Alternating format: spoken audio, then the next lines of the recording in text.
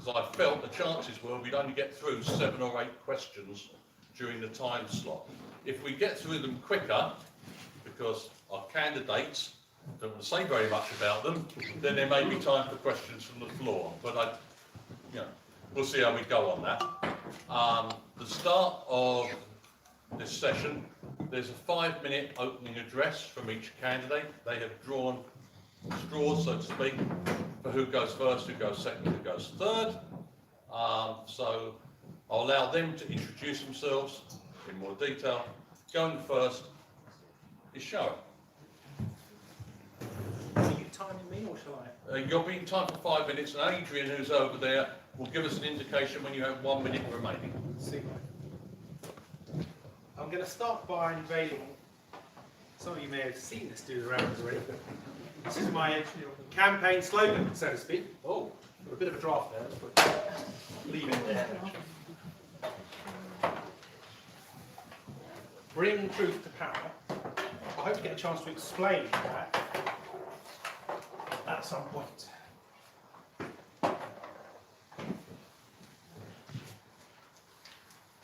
It's a great honour and privilege to be standing before you, actually, as a candidate, whatever the result, as a candidate for leader of the Green Party.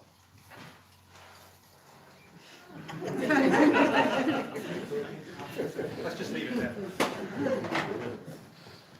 That little sabotage trick, whoever was responsible for it. Nice one, smart. You've got to have your wits about you in politics.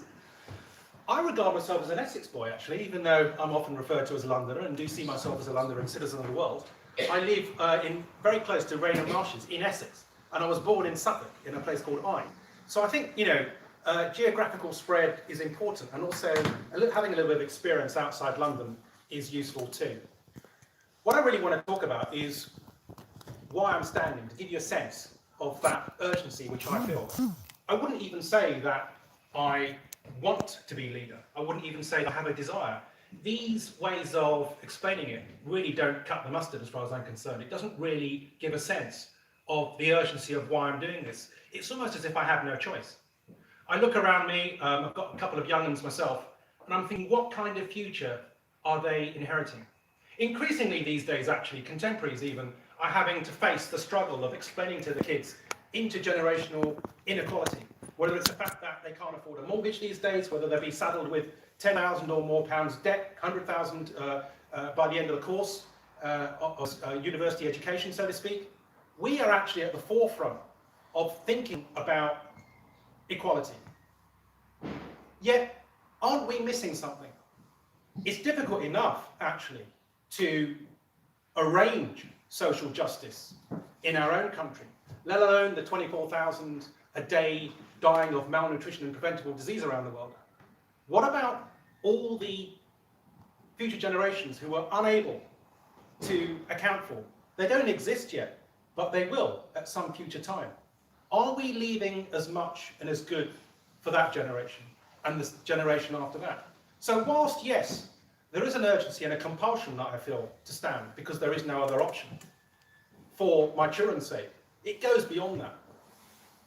Our real alliance isn't a progressive alliance, which was a very ill-fated strategy in 2017. Our true alliance is with the voiceless. It's with our children's children, if you want to put it like that. It's 50, 100 years into the future. What are we going to do for those nameless, voiceless people, insofar as human being, Homo sapiens, is a species not so wretched that we want to save it? But let's not bring the rest of the planet down with us. So there is that concern that human beings who can't press their claim on us need to have that voice through us. There is also the concern, which I feel very strongly about, is that politics isn't and never has been for the Green Party just about looking after number one. Yet that's how it's constantly framed. We do politics differently, and we're proud to be able to say that.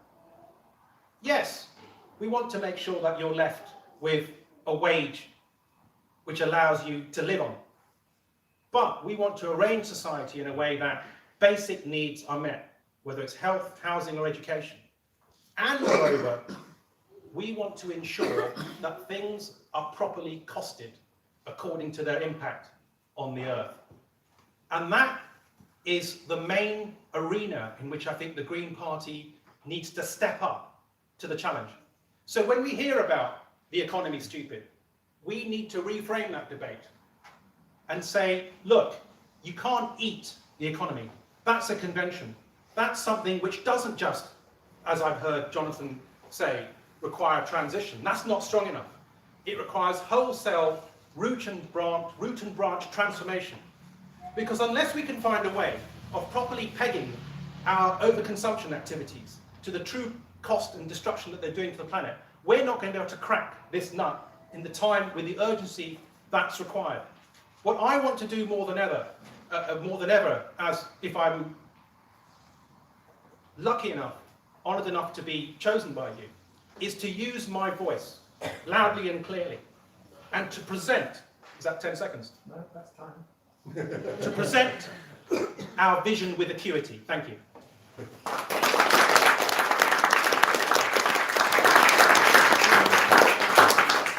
And our second candidate is Sean Berry.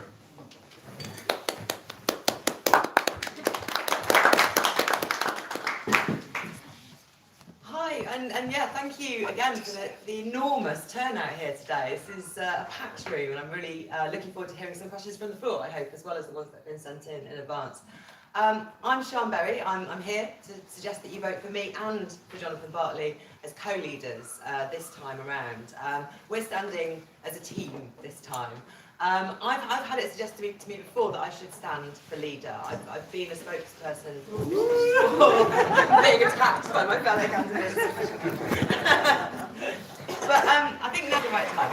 I've grown an awful lot as a politician since I became elected. Up until 2015, I worked as a transport campaigner, and then I became elected as councillor in 2014. And that really did transform me, actually having that elected responsibility, having those additional levers that you can pull from within a council, having that voice, the responsibility to hold that council to account, took me up a whole gear, I think.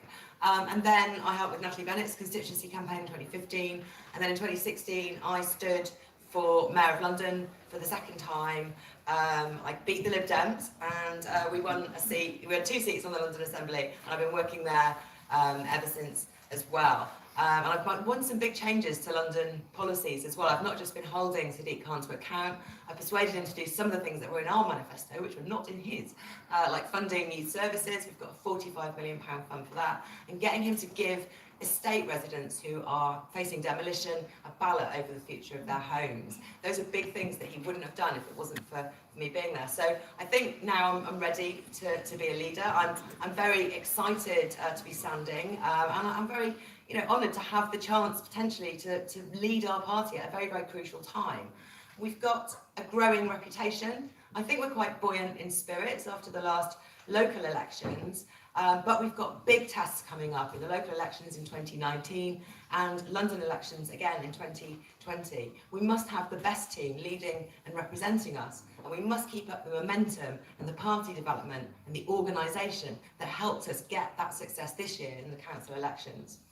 As for co-leaders, I've always thought it was the greenest way of doing leadership, to stand as a team, to lead as a team. It speaks of cooperation, it speaks of many, many green values. And I think it was regarded as a bit of a novelty when Jonathan and Caroline stood and became co-leaders 2 years ago. But they've done a brilliant job, and I think people really get it. And I want to carry on that with Jonathan now. Jonathan also has just been elected as a councillor in Lambeth. He's seen the biggest growth in London, from 1 councillor to 5. They're now the biggest opposition on Lambeth Council. This is the kind of growth we can see right around the country if we get things right. And this is, I'm kind of modelling this on Natalie Bennett's leadership, because she produced a great document that was My First 100 Days, What I'll Do. And it was all about getting the party on more of a organised and professional footing. It's putting in place structures, training, all of those things that we are now seeing bearing fruit. We've got campaign school. I don't know if anyone here has been to campaign school, but anyone who comes back from campaign school to a local party absolutely puts new fight and new blood into that party. In it to win it, we've had several members from my local party go to that. They've come back absolutely transformed into the best activists, the hardest working people, full of ideas. We need that kind of inspiration to be spread around more. I also want to talk about campaigning, because I was a professional campaigner, and I think issue-based campaigning can help us both win elections, but also show our effectiveness. And I think it can do a third thing, which is widen the number of people that the people you've heard of from the Green Party. We've been talking, we're doing a review of what our spokespeople should be, and I think putting our spokespeople at the head of issue-based campaigns, working through and winning a policy like Money for Youth Services, we can show our effectiveness and show that we are worth electing as well as having the best ideas. On national issues and on political strategy, please look at the pledges on our website. We are planning to keep a very, very close eye on being ready for another snap general election. We want to keep fighting by-elections as hard as we can to keep ourselves on that election footing. And we need to be arguing, we need to have the best people arguing the big issues like Brexit, things like airport expansion, all of those things that we need the right people speaking for us on. So that's my pitch, really. Me and Jonathan, we stood against each other as London Mayor candidates in 2015, and we've, I think, reconciled all the very small differences there were into a quite coherent team now. So I hope that you'll elect us and that we'll be able to do a lot for the party in the next 2 years. Thank you, Sean.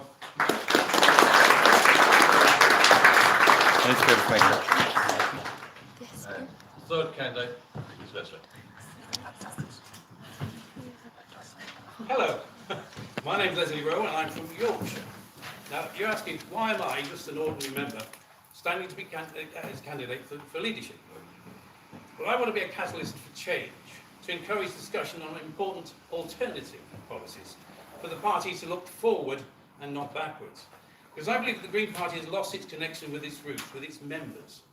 We can start by making giving policy making back to ordinary members like you and me. Replacing stage-managed party conferences with online debate. Building up our policy through engaging the whole membership, not just a few hundred who can afford the time and money to go to conferences. But looking at the wider stage. Putting us in Spain, so it's in Greece, the five-star movement in Italy. What do they all have in common? They each, in their own way, give their country hope and achieve great political success on the back of it. The Green Party is also a great party looking for success. We have great ideas, great integrity, but our voice is being lost in the incessant clamour of traditional politics. We need to stand out, to become a beacon of hope in this landscape of despair. To do that, we need to build on our strengths. And what is our biggest strength? We are the Green Party. So as the Green Party, we need to start taking effective action on climate change. And that means real action. Having an economic strategy of degrowth, not ever-increasing consumption. Putting public services before private profit. At the Climate Change Conference in Warsaw in 2013, we were told that if the world wishes to avoid exceeding the 2 degrees rise in global temperatures that will trigger non-reversible climate change, then the wealthiest countries, including the UK, have to adopt a degrowth strategy. Also, they said, continuing with economic growth over the coming 2 decades is incompatible with meeting our international obligations on climate change. So if we don't want to see another mass extinction like there was 200 million years ago, which was down to climate change, we need to do something. That statement from Warsaw was 5 years ago. Time is running out. So we can start with a degrowth strategy for the UK, but to do that, it means rejecting the neoliberal economic orthodoxy of the EU. That means accepting the result of the 2016 EU referendum and moving on, looking forward, not back. Our own policy, the EU 100, says we need to replace the unsustainable economics of free trade and unrestricted growth with the ecological alternative of local self-reliance and resource conservation. That means rejecting all free trade agreements, including the single market. We in the UK now have a once-in-a-lifetime opportunity to remodel our society, our economy, to focus on greater self-reliance and stronger local economies, to focus on the needs of people ordinary people, not the corporatist interests of multinational conglomerates, to create sustainable jobs in a sustainable economy. By looking forward, look back, we can put the Green Party into the vanguard of this change, create a new and attractive economic paradigm based on traditional green values, and at the same time address the unsustainable balance of trade deficit and the unsustainable levels of public and private debt. I'll tell you how later. So let's stop being a fringe party, trying to nudge social change. Let's be a populist party. Let's start deciding our own future and the future of our country. My name is Leslie Rowe. If you want a sustainable green future for the Green Party, then vote for me for leader. Thank you. Fuel production and use entails fundamental changes in our economy and society. How should our leadership team of deputy and leader address these issues? Yes, I will. Reducing economic growth and reducing fossil fuel production and use entails fundamental changes in our economy and society. How should our leaders address these issues? Shara's starting on this one. I hope to have already directed some of my priorities toward the question when I was talking about a broken economy, which can't just be fixed through transition by retaining it as a systemic problem. We need complete transformation. So the Green Party has been ahead of the curve yet again on what we would replace it with. So you can think of contraction convergence carbon models, for example, and I'm not suggesting the EU emissions trading scheme, but something which trades in carbon. Absolutely. In the 2015 general election, we were promoting in our manifesto carbon quotas, carbon budgets, carbon rationing, however you want to call it. Now, when David Miliband, in a very short-lived time as Environment Minister, started talking about carbon credits and giving it some credibility, he wasn't in the post very much longer, because it is a radical idea. But it's an egalitarian idea which we should be behind, and we should be explaining clearly. So if we've all got credit cards, we don't always use, well, some of us may not have, we don't use just physical currency. If that currency was pegged to your carbon production at a stroke, and you were each given a budget over the year, it might allow you to fly once a year, say, but that would be it. When you get to the end, you have to start thinking, what can I spend it on next?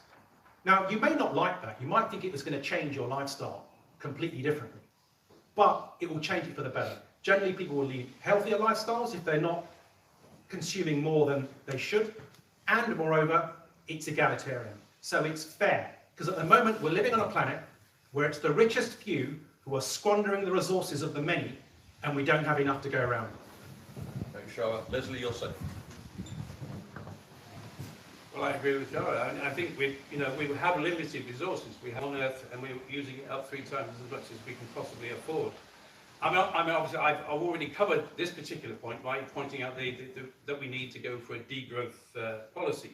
And that means, amongst, as you said, the fundamental changes in our society, the way we consume goods. And the fact is that the consumer goods will need to be more expensive. We will need to ensure companies pay tax in the UK. And there are ways and means of doing that quite fundamentally by ensuring that they always have a representative, either a company or a partnership in the UK that is responsible for paying their tax. That's the Amazons and such like it as well. We need to put public services ahead of private profit. We need to bring the NHS back into the public sector and nationalise other economies. This all is part of a fundamental change in our economy, and it will be tough. It won't be straightforward, but we, as the Green Party, should be in the vanguard of this. Because, as I say, climate change is a reality. If you look at what has happened to this planet in the past because of climate change, you will realise that. There's a very good book there called Under a Green Sky, which shows what has actually happened to the Earth in the millennia gone past. So there's also going to be things like 50% growth in air transport over the next 10 years. We have to focus on all of these things. So it means fundamental change. But the only way to do that is to focus on a degrowth strategy and make that our #1 priority. Thank you, Sean. So I'll split my answer into two parts. First is what can we say? How can we talk about our vision for the economy? And secondly, what can we do? So in terms of what we can say, I think talking about degrowth just stays within the frame of talking about growth. It stays within the frame of GDP. And I think we have to talk about what the economy is for. So our economy, a sustainable economy, the green economy that's spelled out in our policies, would give you secure homes. It would give you work-life balance that you choose. You'd have your basic needs provided through a basic income. You'd have more fulfilling work because it's work that you would choose. And there'd be much more obviously useful jobs in the green economy too than what many of us do for a living now. There'd be education for all that continues throughout life. There'd be the chance to take part and learn in arts and culture. And when you've got all of that within a sustainable economy that doesn't require growth, you've got to ask the question, what is it that growth is going to add to that? Are we missing that? What else do you want? I think a lot of people think that if you talk about degrowth, you're talking about their lives as they are currently, but without some things, and it isn't. We are talking about an economy with a lot more in it. In terms of what we can do, I mean, obviously, transforming the entire economy, we can do once we run the whole government, but actually there are some changes that we can do, even with just a few councillors on a council. We can push through things that really make for a sustainable, locally supported economy. We can build the alternative, like community-led housing, like local energy companies. These already exist. We can push for transport to be put back into public hands, take in the bus contracts, for example. Let's have local democratic control for our transport. Let's build some local banks as well. And let's, citizens' income, we should talk about that a lot, but at a current level, at a local level, we can work on things like work-life balance, working hours, so that people value the things that we're talking about building within our economy. So that, in a nutshell, is what I think. Thanks. Okay. As you can imagine, those two themes, Brexit and growth and fossils, very popular amongst those sent in. The third area of external policy was incredibly popular too, and it's this. And on this one, Leslie's going first, Sean is going second, and Charlotte's going third. The Green Party has a strong tradition of standing up for animals. Could each of the panel describe their priority area which addresses the current suffering of animals?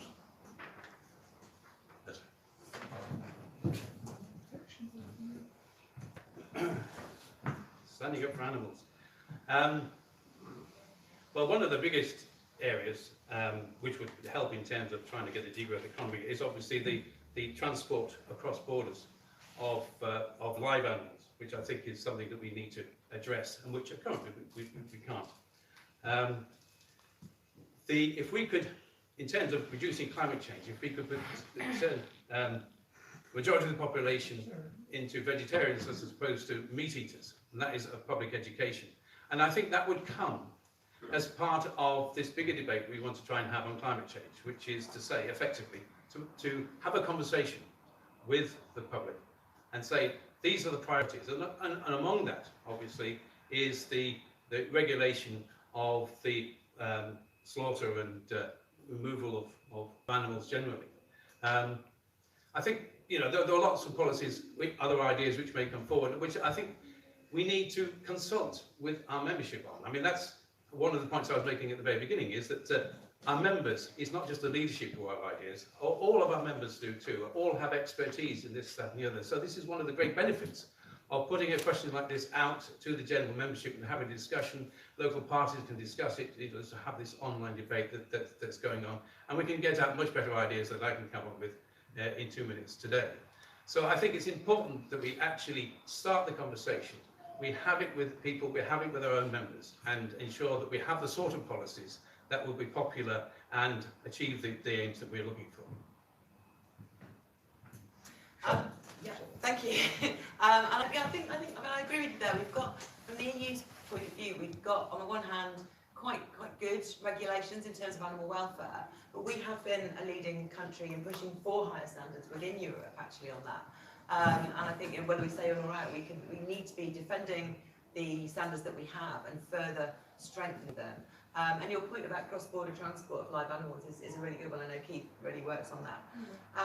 And I think ultimately we need to be reducing our reliance on farmed animals. And I'm really proud of the vegan movement, actually. I'm sort of on the way to being vegan. I'm not a vegan yet. I'm working my way there. But I think the more we can do to reduce the amount of meat that we consume, to make that much more normal, the better. And I think it's really interesting the way we've been doing like plastic reduction. All of a sudden, we're very interested in cutting out the amount of plastic. And it's like we didn't notice how much plastic there was in our lives until David Attenborough pointed it out to us. But I think maybe Greens have been saying that for a long time. But I think the same is true of meat.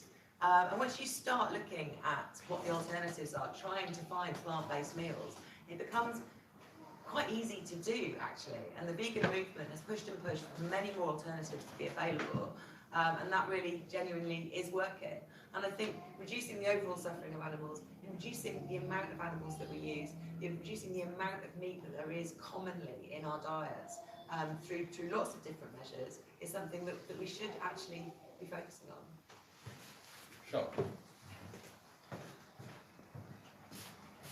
I'm standing because I like to see people's faces and their eyes, and I get an energy from that, actually, and it's been quite a campaign. I'm very proud of what the Green Party has to say about animals, animal rights, animal welfare. It's something I teach on the side as well, about animal ethics. It's something occasionally I've tried to avoid eating terrestrial meat, and I've succeeded for about 10 years or so, and then I had some kids and I couldn't bring myself not to take them to McDonald's occasionally from time to time. And I think it's important that whilst we have high standards for both ourselves and for others, we don't become moralising about it. However, we should be quite clear in our failures not to tackle what is the suffering of animals, particularly through intensive agriculture. That is horrendous, still to this day. Out of sight, out of mind, we're not looking at what's happening in abattoirs, but it's happening. Whether in transportation, whether in livestock rearing, whether in slaughter, this is one of the populations that I was actually referring to at the beginning. I may not have articulated it clearly at the time. They are the voiceless, these animals. They have sentience. That's not a debate that should even be had. I was on Daily Politics not so long ago talking about how we would reconcile, post-Brexit, animal sentience coming out of the EU. We shouldn't have to have that discussion. It's hard enough as it is to have those laws in society. So yes, I want us to improve further and faster animal welfare. I want to make that argument also on the back end of climate change mitigation. Because for sure, a lot of the biomass that we're feeding to those farm animals could be more usefully deployed, win-win, towards feeding other human beings and reducing methane at the same time. So yes to less intensive agriculture, yes to no animals in animal experimentation, and yes to an end to use in cosmetics. Thanks, John. Okay, those were the three most popular themes in terms of external policy. Come on now to internal affairs. Question 4, which Sean is taking first. This is the way the question was phrased by the person who sent it in. I believe it's necessary to build a culture of the Green Party standing in every council and parliamentary by-election and stand as near a full slate as possible in every scheduled council election. This is because no other party replicates the Green Party's agenda. Do you agree? And if so, how would you go about encouraging that culture of always standing? I think that's a very, very good question, and a good way of putting it, actually, because I do think we owe people a green on every council. And I know we do target to win, but actually the best way to do target to win is to stand everywhere, build up and show your support in every place, and target your activity on the places where you're most likely to win, and make sure that you cross the line. And this is what we do at the first past the post. But I think it's really important that we get those full slates in as many places as we possibly can. I think being a candidate, and I've been a candidate lots and lots of times, is a really important part of democracy. And it really builds up your enthusiasm for the Green Party, and it's a good thing to do. And I think it is I think we need to work on. I talked about training, and I talked about building up our professionalism and all of that. And I think we need to make sure that people who join the Greens know that it's expected that we stand in elections. Because I think sometimes we think it's an either or between campaigning and standing in elections. And I've tried to persuade people to stand for council on the grounds that they're an amazing campaigner because they've done some great work on like clean air or school travel or something like that. And they've gone, no, I'm going to focus on my campaigning. But I think if you are a campaigner on a particular issue, standing for election, trying to win the seats of the people that otherwise the rest of your time you're trying to persuade is a really, really important thing to do. So I think we do need to make sure that we're training up, inspiring more local parties to be more organised, but making sure they do target to win. I mean, the focus of your activity has to be the target to win. And I thought I knew target to win until I got James from West Midlands, who was our advisor in London during the elections. And he really taught us how to do it in a much, much more effective, more targeted, and more strategic way. I was calling it Target to Win 2.0 because it really is. So that needs to spread out as well. But yeah, standing everywhere, I totally agree with. Thank you. Thank you, Chair. Chair was telling me I was second and I might like to tell Leslie he was third, and I said, well, he'll work that out. Very important question, actually, and I think you may get some differences between the candidates if you look for it. Firstly, I'm very proud, and rightly so, of the Greens that we get elected, whether as councillors, whether as London Assembly members, MEPs, but I'm equally proud of those who stand for the Green Party and don't get in. Because it's their hard work, their graft, and their political capital which we are riding on the back end of year on year, generation after generation. And I was there alongside Natalie in 2015, fronting, so to speak, the 2015 general election campaign, where we had a fantastic, vigorous, vital campaign up and down the country. And Natalie deserves massive credit for that. And a round of applause to Natalie, actually, because she's not getting enough credit. Right? A few mishaps here and there, and I don't think we need to thank one another a bit more. And I've learned a lot from her. So one of the things we learned, we stood maximum number of candidates in that election, and we saved 131 deposits. 2 years later, 2017, okay, snap election, okay, Corbyn was popular, but we adopted a bankrupt Progressive Alliance strategy, and which resulted in 8 deposits saved. And that was incredibly demotivating for the party. And we need to return to a position where, which I would, because I warned against Progressive Alliance, that strategy, where we are standing proudly, because we are, as the questioner says, the only party who offers that contract with the people and with the voter. And it isn't just about, important that it is, inching forward and getting more votes every time. It is also about an education. It is also about us challenging other politicians and saying, no, we are going to stand against you, we are different, and the people need to know that. And when we do stand, it isn't just target to win talk. It is about standing because we mean it. And if I had a vote for every person that I'd seen in camps up and down the years, and it was evaluated according to the strength of the mark, I would be in already. Check and see if this works. Yes, I agree. We should be standing in every election. I agree with the thing that Sharon was saying there too. But the other things which I'd like to just throw in is that there's nothing wrong with being a populist party. I was saying earlier, I mean, you know, important thing about getting elected is for your policies to be popular. But the other, excuse me, the other areas I want to point out is the point I was making about getting the whole membership involved. Because I do feel if we get the whole membership involved, we're going to invigorate local parties. And I think if you're like me, it's very difficult at times to find people willing to stand for elections. And I think I must be a hero of the show, because I think I've stood 26 times. I've yet to have my first success, but there you go. But finding people to come forward, young people from different ethnic groups, more diverse candidates is what we need.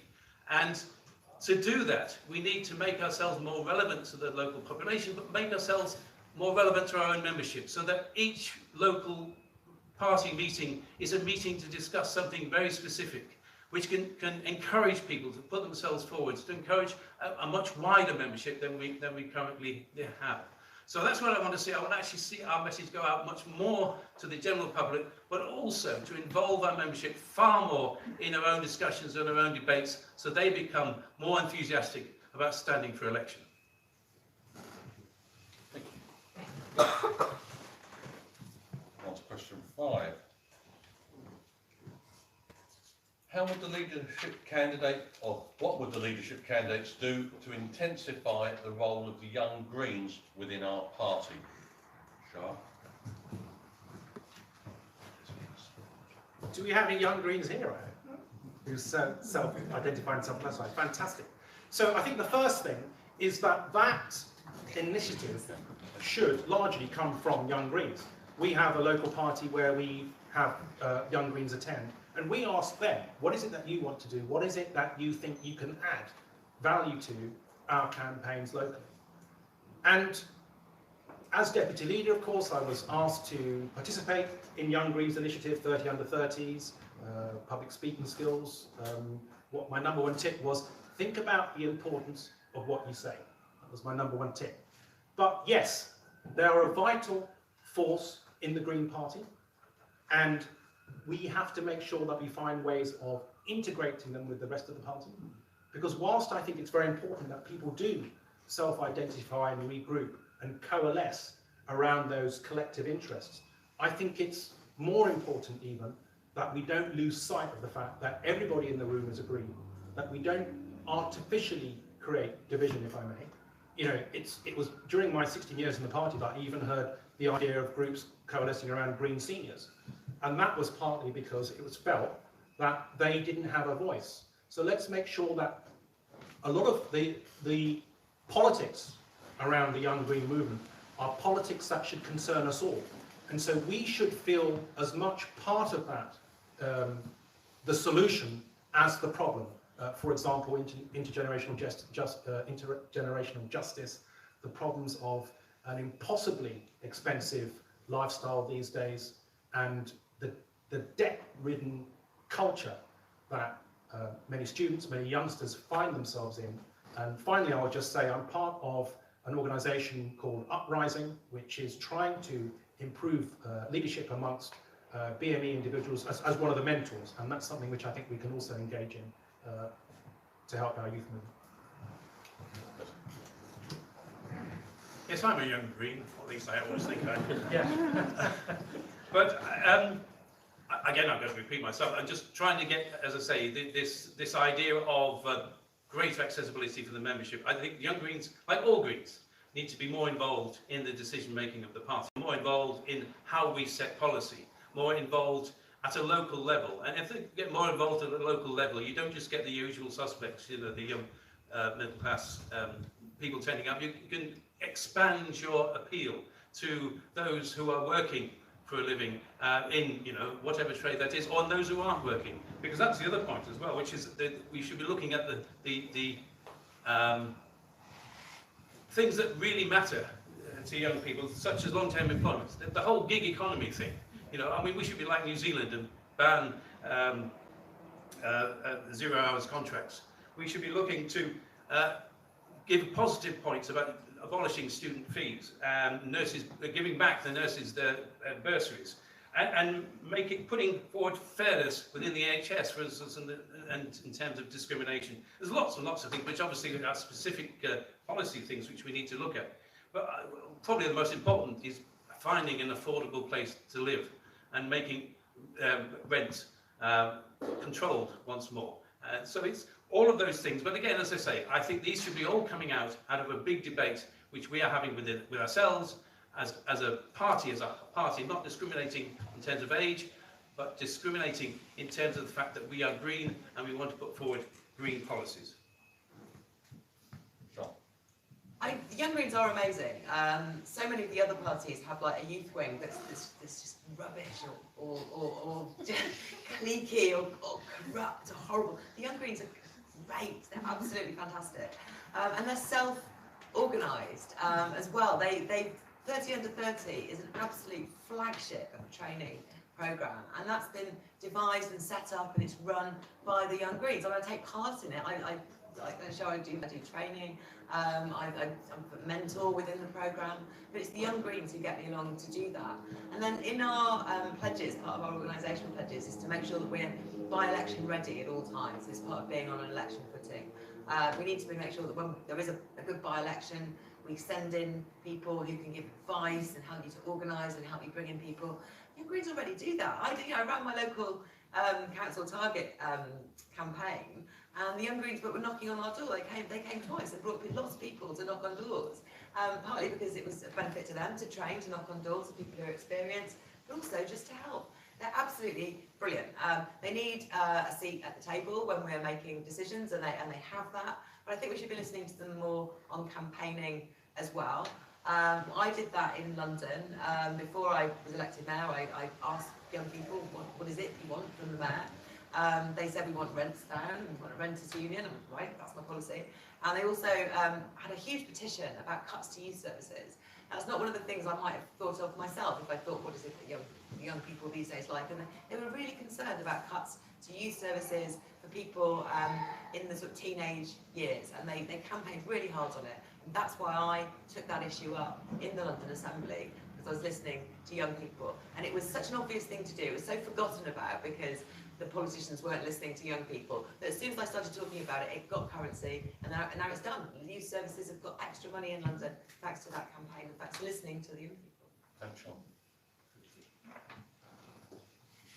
Question 6, which, Leslie, you're taking first.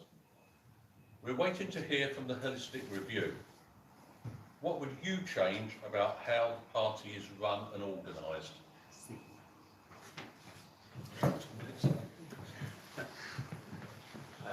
Yes, occasionally I do have to stretch my legs, so I apologize. Holistic review. Well, I think, again, I'm sorry to keep repeating myself, but what I'd like to see in terms of holistic review is for more members to be involved and about the whole policy thing. And I'm sort of, let's have some fairly radical ideas going out there. I mean, I for instance, don't like conferences. I think that, you can find. I have seen people bullied at conferences from the platform, and I don't like that sort of thing. What I want to see is as many people as possible having the opportunity to actually discuss policy and get involved. Because we have wonderful talent within the Green Party across the country. And I do believe that as we can involve as many people as possible, and we have the technology now, effectively, even if you haven't got the internet, we have the technology for that information to be passed on, and for our local parties and our local people to involve as many people as possible. And my own local party, for instance, we've decided having meetings which are open to everybody. We invite everybody to come along, and we've had people from the Lib Dems and from the Labour Party, all discussing the various ideas that we're putting forward and persuading perhaps one or two of them. So I do think it's important. The fundamental thing that a holistic review must do is to involve as many people as possible, so that next time we have a green surge, we keep that green surge and we don't lose it again. Sean. Just very quickly, three things that I think we need. I think one thing that we don't do as well is react to events in the world. We're always a bit stuck because we have to go back to the PFSS, and if there's nothing about what is currently happening in the PFSS that's specific enough, it can be hard to know what to say. So we do find sometimes that our leaders will speak up about something or take a position, and wider membership don't know where that's come from. Now, since being elected to the London Assembly, I now have a sort of listening position on the political committee. So I do see that the political committee and GPRC do work hard to put a more consensual basis behind decisions like that, and it doesn't just come out of nowhere. But I think it needs to be more transparently done so that the rest of the party can see that too. I think we need to anticipate more issues and do more in-depth thinking about some issues. And one thing I'd like to see, and somebody suggested this to us on our website, is more citizens' assemblies. Now these are I think a real enhancement to democracy. You don't have self-selected, just the loudest person in the room and the sort of bullying type situation that you can find, but even on online forums, you get people who dominate. You pick a representative sample of people, you give them briefings and teach them about the issue, and then let them deliberate about an issue. And this is how we got the ability to do abortions in Ireland amendment through. It started with a citizens' assembly in Ireland, and it's a very mature, very grown-up way to think about an issue, and the assembly would make recommendations and people would listen. So I think that would be really good. We've also said we want to keep our political strategy continuously updated, because the world is changing so fast, and our correct strategy in relation to the other parties needs to be discussed with every region involved, and that's another pledge that we've made. So those are 3 things I would do, but we await the holistic review, because that's been putting so much work into deciding what to recommend. Well, I like to say that if we don't practice what we preach internally, we shan't be fit to govern externally. And I believe that. However, were it up to me, I'd like to be as externally focused as possible, but occasionally, it's very important, often, to be involved in what you might classify as internal politics. And I see that holistic review as something which can run the risk of being quite internally political in terms of where will power lie, should it be GPRC, GPEX, how many votes shall they have? I think the important things isn't just about the structure, but it's the mutual consent that it has amongst the membership. That's very important. But the holistic review didn't just come out of nowhere. It came after another protracted process which was supposed to be delivering on something quite similar. And you should have seen the faces on the co-chairs who were about to deliver their results and conclusions when it was kind of nipped in the bud and overtaken by this new idea. So what are we doing to the work that's happening in the party when we basically take the rug from under somebody and say, actually, we've changed our mind? That, to me, I'm afraid, looked like manipulation. And I'm not saying there's an agenda behind this. It's an agenda, if it's been restarted, that we need to look at closely and make sure we're happy with the result. Now, Sian's mentioned accountability of spokespersons. This is very important. And my point is this. There's the letter of the rule, and there's the spirit of it, and there's the culture of a party. And like it or not, the culture of a party is not something you can write into the code. When you start arguing about what it says and what it really means, you can be sure that the culture of the party isn't right. Let me give you an example. So, I've only got 10 seconds to give it, so I may not be able to give an example. But look, I've seen time and again when there have been moments, Greens have been green. They haven't had to look at the Constitution, they've done it the right way, and that's the culture of the party. Thanks, Rob. And the final of the sort of questions that came in is as follows, and Sian's taking this first. The political strategy document talks about us becoming the 3rd largest party in England and Wales, with a membership almost double our current size. How would you go about retaining and then increasing grassroots membership and activism? Yeah, I think that's the right ambition, to be honest. We are better than the Lib Dems. In London, we managed to come ahead of the Lib Dems on every single measure in the London elections, and we did the same in the European elections before that as well.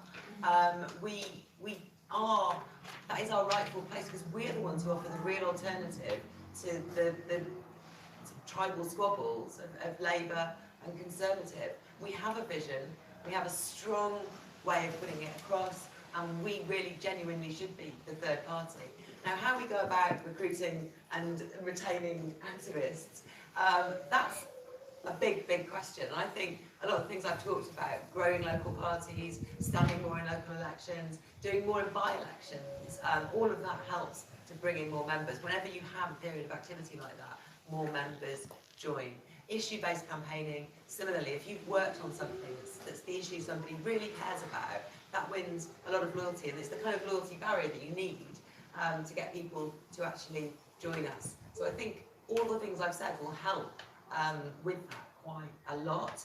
But the other thing is, there's a studies you can look at. British election study is the particular one, and I'll have something to say about that later on. But also, it shows that a lot of people feel very positively towards us, and we saw that in London as well. I got the most second preference votes in the election for mayor of any candidate. And there's people who feel happy towards us, who have a positive view of the Greens, who think we're nice people. We've got not that much to do to get them to be Greens as well. What we need to do to add to the liking us is to think that we're effective, credible and can-do kind of people. And if we can start demonstrating that, then another surge is absolutely 100% possible. And I think those are things we have to work for. Sean. Stop. Sean.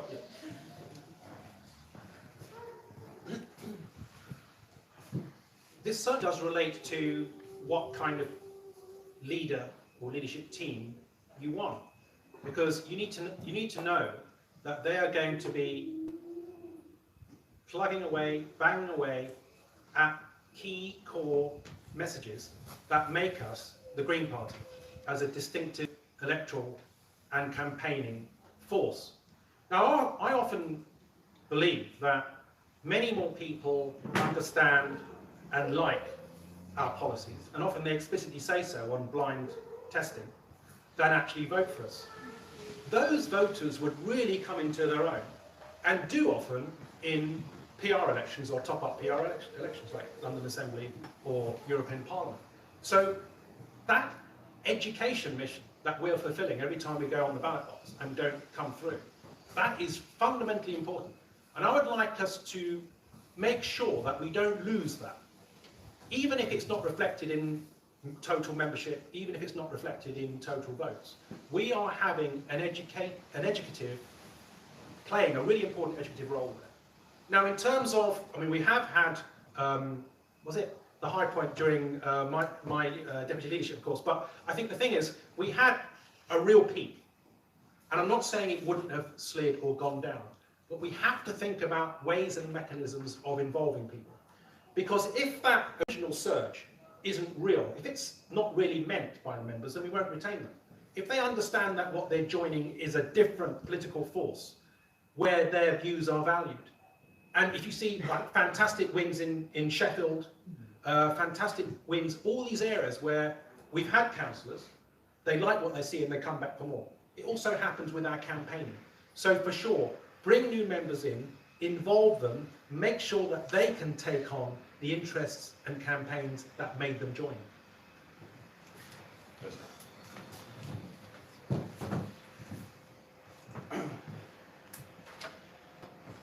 I settle for number 3. I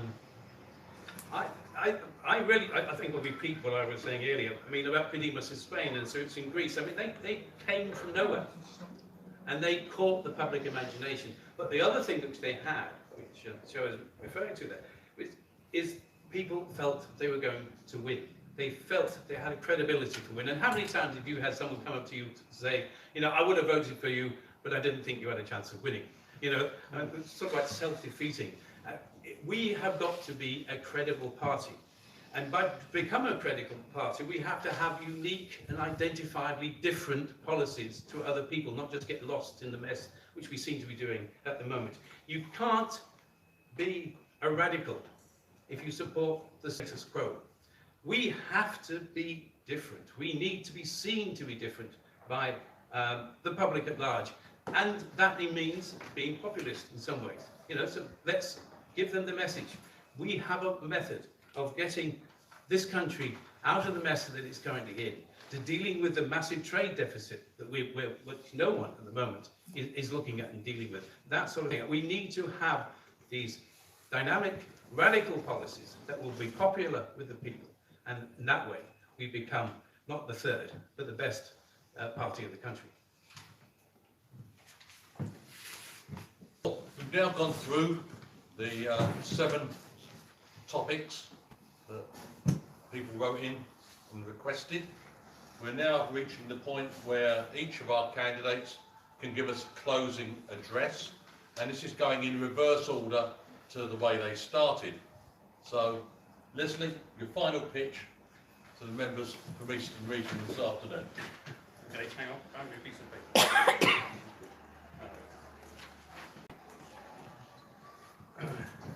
2 minutes, please. All right, okay. Can I, first of all, give my thanks to fellow candidates, everyone including Jonathan who isn't here. They all naturally, will make wonderful leaders, I'm sure, and we're not separated, I think, by politics. We're all Greens in that respect. We just have different ways of approaching it. And I want to also pay tribute to a chap called David Malone, who was a candidate last time, and recommend to you, if you can go onto YouTube and watch his video called The Death of Democracy, which gives you some real insight into the real dangers to our democracy from all free trade agreements.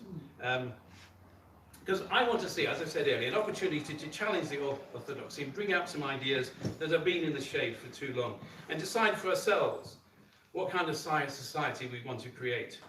Our economy is unsustainable because of the massive trade deficit. We need to actually come up with ways and means of dealing with that and the massive trade debt, the public and private debt that we also face. But we also need to respect democracy. And we've had one of the few occasions when the British people have been allowed to have the say. We need to respect that. So let's stop being angry about things and instead spread a message of hope, something that people want to hear, for us to lead and not follow on policy, and look forward to the Green Party having a distinctive voice once again. So looking forward and not back. My name is Leslie Rowe. Please vote for me. Thank you.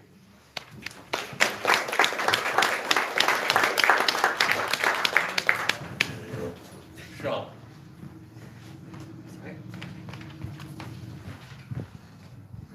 So thanks once again for a really, I think, quite a good debate, and it's a shame we couldn't get more questions from the people on the floor there, because I genuinely I can tell how you've been feeling throughout today. But I hope we've been giving you some hope that the party, no matter who you elect, will be in good hands. Now, I want to make sure that I say to you that I think you should elect me and Jonathan, because we are going to be a very strong election-winning team as leaders of the Green Party. I think it's really important that you have people there who are going to be focused on building the capacity of the party, going around the country, inspiring people, making sure that everybody has the tools and what they need from the party, listening to local parties about what they want from the leadership, and building up that capacity so that we can get a Green on every council, a Green in every room, a Green holding every council to account, and building up our credibility and our ability to get the policies that we want enacted by whoever's in power. We are very distinctive as a party at the moment. A lot of what we have to say is extremely relevant to people's lives, people's concerns, and that includes on big issues like climate change and like Brexit. We are the voice that people want to hear. We need to be getting that voice heard on more councils. We're very ambitious, as you can tell, from our party.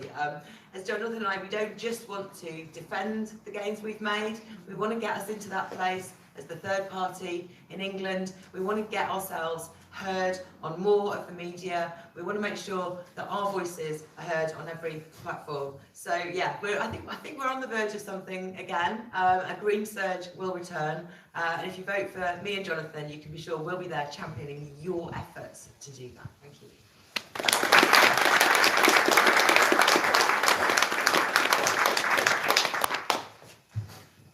I think it's absolutely great that Sian's reminded you of her other Green Party commitments as an elected. I do think there are some advantages actually in being able to focus, if it were me, purely on the leadership as such, because it's not as if you need to double up your capacity in the Green Party. If you've got a platform, use it. In my Green Party, in the Green Party that I would be leader of, scare quotes, I want there to be everybody as a spokesperson. I want in your local communities as a local candidate and as a spokesperson for you to feel that you have that mandate to speak on behalf of the party. So we have a million different voices across the country talking about the Green Party and what it can do for you. Just to return to the slogan, it's a twist really. Bring truth to power. People often say, you hear about it a lot, it was even a campaign slogan in the party, speak truth to power. I don't think that's enough. Quadrilla recently got the contract awarded despite all our campaigning and direct action on fracking. So what is it about speaking truth to power that actually isn't good enough? It's that authority, politicians will simply turn their deaf ear. And what is it we need to do now is need to step up to the challenge and say, we're not going to wait for you. Remember what Tony Benn once said, the great Tony Benn. This isn't a protest, this is a demand.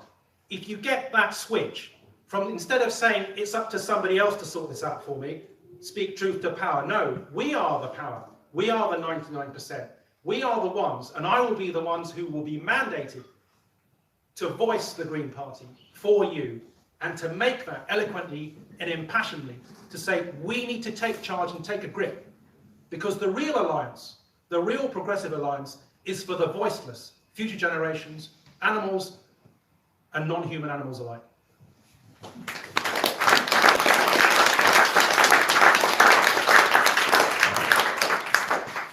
We've reached half-time, and obviously the deputy candidates will be arriving shortly.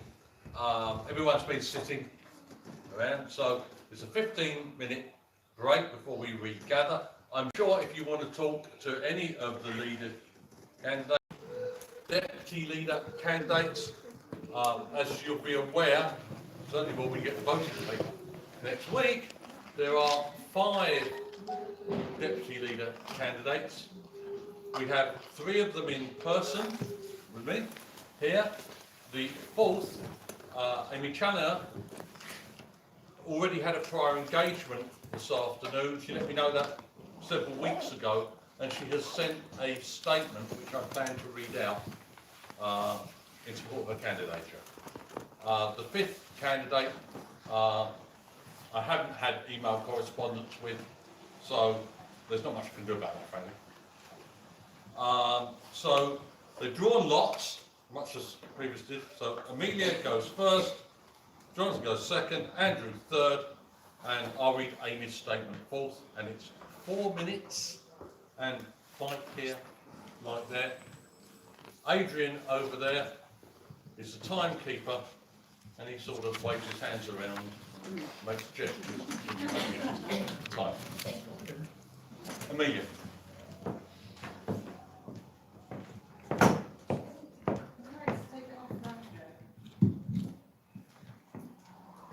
Just make a request that people, when they start their talk, give their surnames as well, give their full names, please. Thank you. I'm Amelia Womack, and it's so nice to be here and see so many familiar faces. I'm here asking you to, as your deputy leader. I've been working as deputy leader for the last years, and I visited hundreds upon hundreds of local parties, travelling from Leicester to Lancaster, from Norwich to Newcastle, making sure that we have that grassroots support from our leadership and supporting your campaigns in your community. I've seen this party through some of the most turbulent times in politics, whether that was through the Green Surge, the 2015 general election, the 2017 general election, the London Assembly elections, the Welsh Assembly elections, an EU referendum, and countless council elections across the country. It's clear that we've got the bold and radical policies that resonate in our communities. And as deputy leader, I work to amplify that message. By being with you on your doorsteps, that means that we can encourage canvassing, but also by having policy launches and campaign launches in the communities, it means that we're able to get the press coverage that we so vitally need for our local parties and in our regions. I've got a lot of experience working on high-profile events, speaking at high-profile events, and also in terms of press and media, having been on the BBC, ITV, Channel 4 on their news programmes, as well as Sky News as well. Having been in The Ecologist, The New Statesman, iNewspaper, The Guardian, the list goes on, but also breaking into new media like Vogue and Grazia, talking about women's issues to an audience that simply we've not been able to reach out to before, making those issues resonate, proving why a Green vote is a powerful vote. I've worked to put the structures in place that has meant that year upon year we've increased our number of councillors, whether that was making sure that we had field officers to support our volunteers in the regions. As volunteers, you're not able to deliver campaigns in your spare time, weekday upon day. By having those field organisers that support that work, it ensures that we're able to continually be delivering inside and outside of work hours. On top of that, I've worked to ring-fence money for diverse candidates, For me, we increase diversity of our candidates through mentoring, training, support and engaging new audiences into the party. However, during the snap general election in 2017, it was clear that we weren't able to put those same processes in place. So I worked to ring-fence money to remove any barriers that our diverse candidates would have to standing. Whether that was meaning that there was then money for our candidates of colour to put forward their deposit, or even money for our disabled candidates to, our deaf-blind candidate to have translation, sign language at their hustings and enable them to engage with their audience as a result. I've been also working to set up, internally and externally, there's so much administration that goes on behind the scenes, whether that was from setting up Greens for a Better Europe, putting forward our clear policy on the EU, or even using that to work across party, setting up Another Europe is Possible, the only left-wing Remain campaign that both campaigns talking about social justice, environmental justice, human rights, issues that simply the other campaigns weren't talking about. So in the next few years, I want to be, I think as a party, we can be the first party that has 50% underrepresented candidates, women, non-binary, including trans women. I think that by campaigning for that and pushing for that, we can be that radical party that achieves it.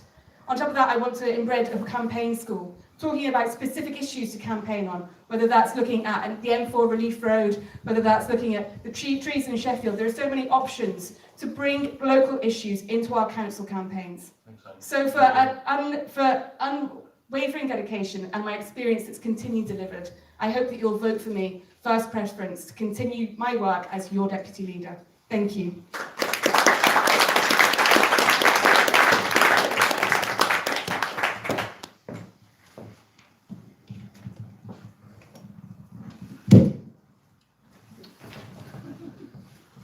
Good afternoon. I'm Jonathan Chilvers and I'm a twice elected county councillor in Warwickshire in the West Midlands.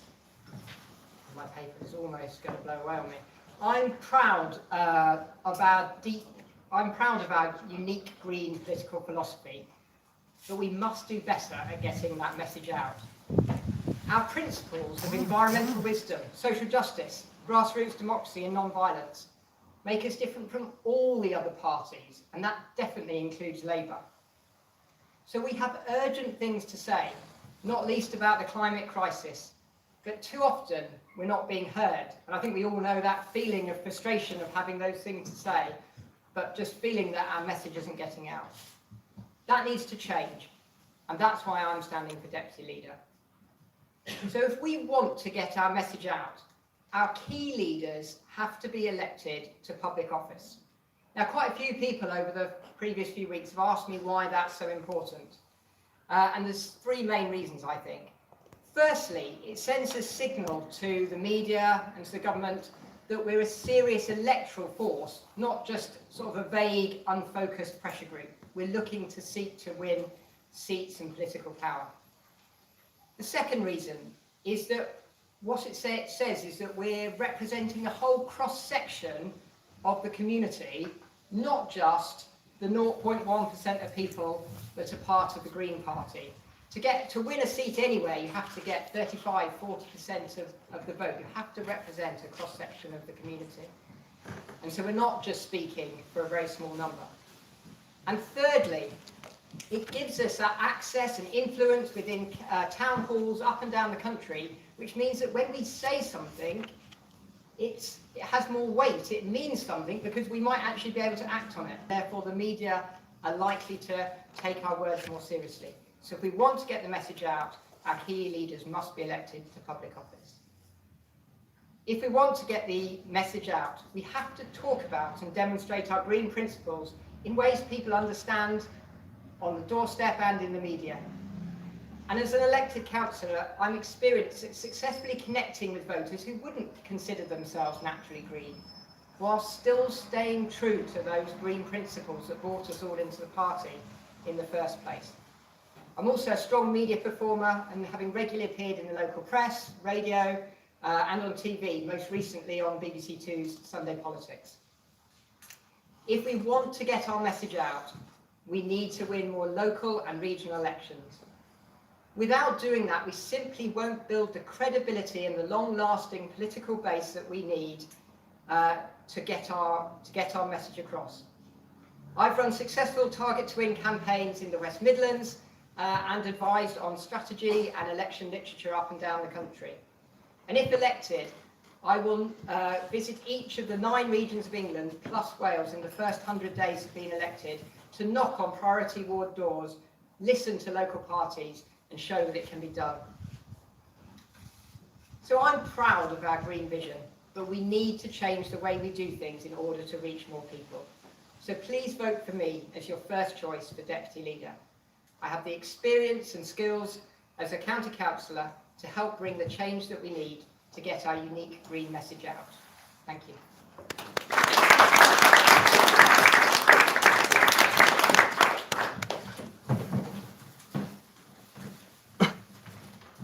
Good afternoon.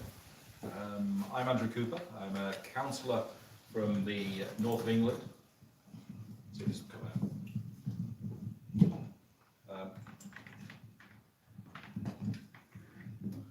Trying to do the Tom Jones thing or something. I'm a councillor from the north of England, and I'm the party's energy spokesperson. The Green Party is a great party of principle. One of the real strengths of the Green Party is the fact that we are so principled, that we always stick by our values and stick by them. We're also a great party of protest. We're great with the Sheffield Trees campaign. We're great with the anti-fracking work that goes on, that I'm involved with in the north of England. And you see people out on the green block and everything, and it's great. But there's things that we need to do. We need to be a party that provides solutions. We need to be a party that these are the things that we're going to do to tackle some of the huge problems that we've got. And we've also got to be a party of power. We've got a party which demonstrates that we can use power, take power, and make good use of it. So I've been a councillor for 20 years. When I started out on this road, I didn't think that was going to happen. And we got there by using this new technique that we'd got called Target to Win. We used that, and we won every local election. And we have 3 elections out every 4 years. And that's 17 elections on the trot where I've won elections. And that is because we're actually engaging with people all the time, lots of different people. So Asian communities, council tenants, we're engaging with lots of different folks. So the whole idea of Target to Win and gaining support was getting out of the green echo chamber. Not talking to just people who agree with us, but getting out there, talking to people who've never ever considered voting green. So that's the real strength of actually having elected representatives there, because they're involved on a day-to-day basis with people in that way. So I very much believe that if we're going to get councillors elected through the Target to Win strategy, as Amelia's mentioned, that we've also got to have another strategy which is actually keeping them elected. Because it's great to get them through the door, it's great to get them there, but we actually want to keep them in place once we've actually done that. And that's one of the reasons why I'm wanting a mentoring programme and support for councillors in that way. As energy spokesperson and also a member of the EU Committee of the Regions, I'm involved with the climate change talks that happen each year, and this coming year it's going to be in Katowice in Poland. And because I'm part of the EU delegation there, I'm putting forward proposals to give more power globally to local authorities to deal with climate change.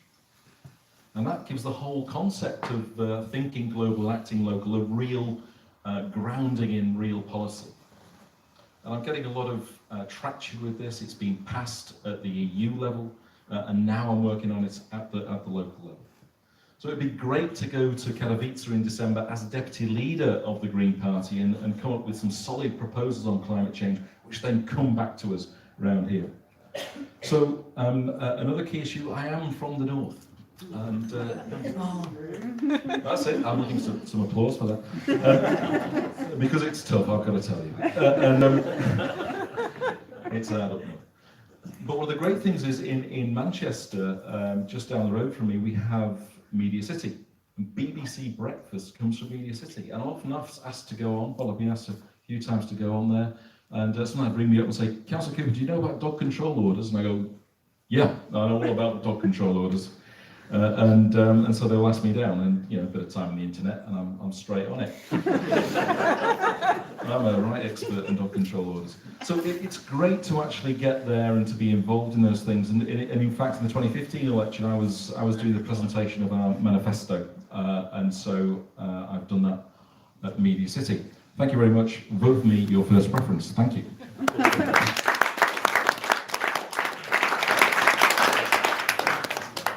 Okay, as I mentioned before, Amelia Challoner can't be here. Sorry. Amy Challoner can't be here this afternoon. This is her statement. I'll read it as best I can. Dear Green friends, I'm standing to be our next deputy leader of the Green Party because I believe we can and will do great things together, because we already have done great things. I want to build up our support to local parties, working hard to develop new strategies and get the very best of our current strategies to fight parliamentary by-elections even harder than before, growing our local election and by-election work to secure us as England and Wales' third party, by proposing inspirational and innovative solutions that people can get behind. We can maintain our position at the forefront of modern British politics, leading the charge whilst other parties are left to copy our groundbreaking policies. I joined at the start of the Green Surge in November 2014 because, like many of us, I wanted to make a difference in my community. I wanted to take a stand to protect the planet against climate change. I wanted to fight for equality and human rights. I wanted to preserve our NHS. I still want all of those things and many, many more, and I believe we can achieve it together. I've been your equality spokesperson for 2 years, representing the party at debates, community events, panels and a government committee, successfully celebrating and promoting our work. I've represented the party at the international stage twice, at a Global Greens Congress and a Global Violence Against Women in Politics conference, as well as around the world on social media. In elections, I stood for the Green Party 4 times, 3 times for Coventry City Council and for Coventry South in the 2017 general election. As part of my spokesperson work, I've been pleased to work both independently and with the press team to become one of the busiest current spokespersons outside of our current leadership team, growing our media coverage. I'm a tireless campaigner on local green issues, from Coventry's awful waste incinerator and local recycling to stopping the destruction of the green belt and successfully campaigning for a bottle deposit scheme.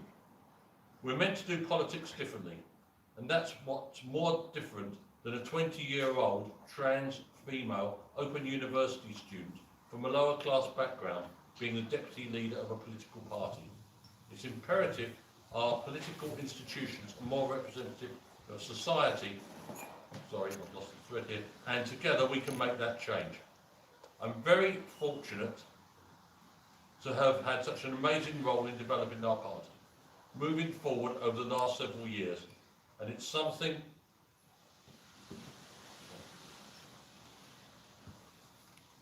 I look forward to continuing to do. I hope, in a new role, I hope you have the confidence to give me your #1 vote for Deputy Leader. If you'd like to find out more, visit my website, Amy, that's AIMEE 2018.uk, or email me any question at office@amy2018.uk. I apologise for my poor reading towards the end, but this sign kept on coming up saying, did I want to copy the document? Which is very irritating.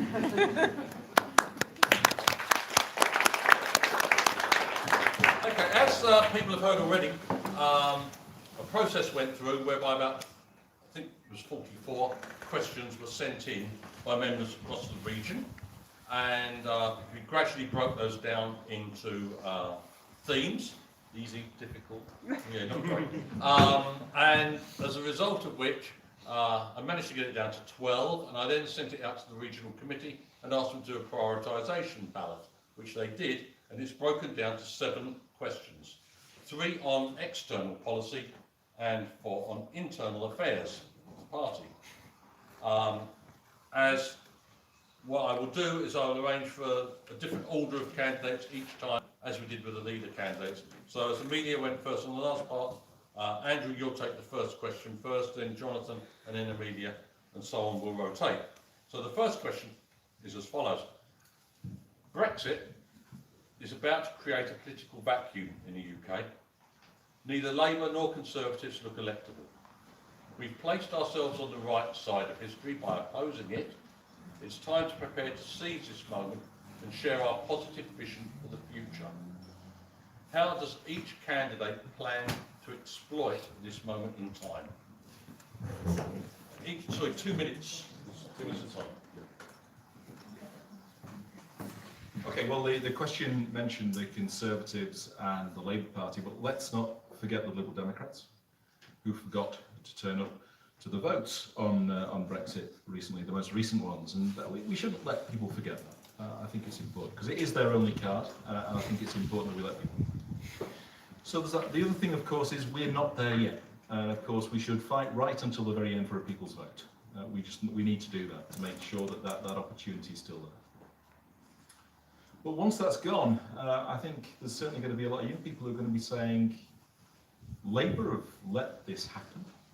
Labour have meant that there is no freedom of movement. The opportunities that I used to have to live and work in other countries is gone. And there's going to be a lot of people who are going to be quite confused about why they supported Jeremy Corbyn at that time, and now they found themselves in this position.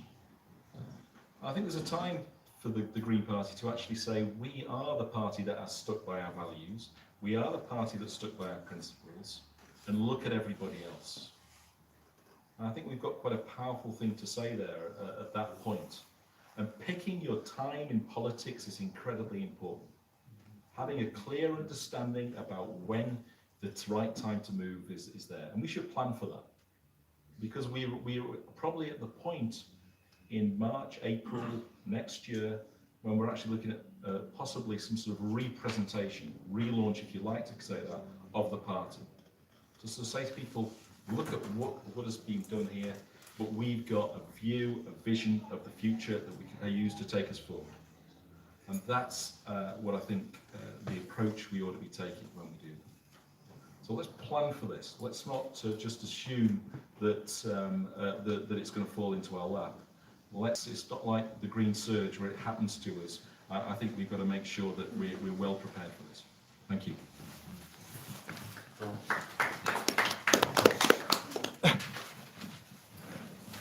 Yeah, I was proud to support the People's Vote as a parliamentary candidate a year ago, and at that point in the process, the Green Party were again pioneering. We were a minority. People laughed at us. People laughed at me and gave me abuse for putting it as one of my main things.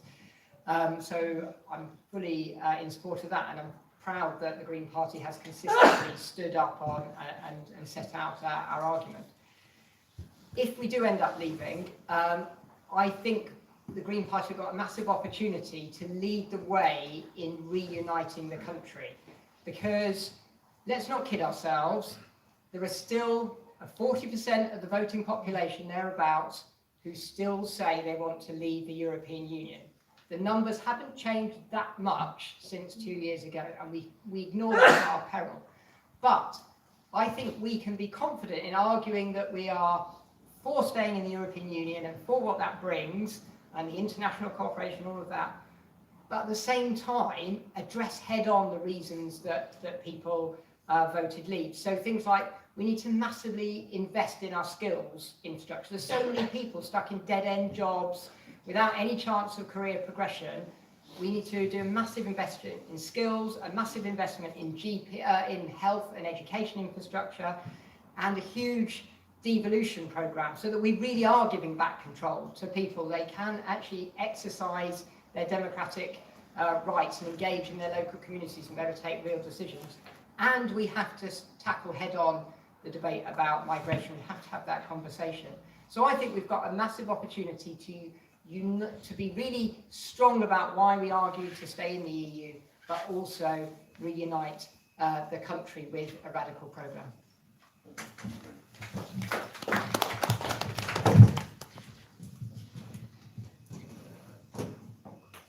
So the day that we found out the Conservative Party had been elected, in 2015, I set up Greens for a Better Europe, based on the fact that I knew that they'd call a referendum and that we had to be prepared.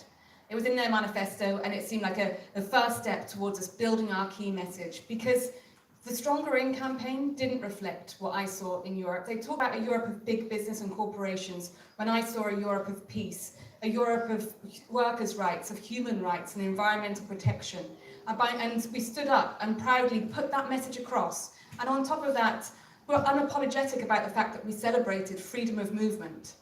We put that, I was really proud that after the result of the EU referendum, we had a meeting about what our next message would be.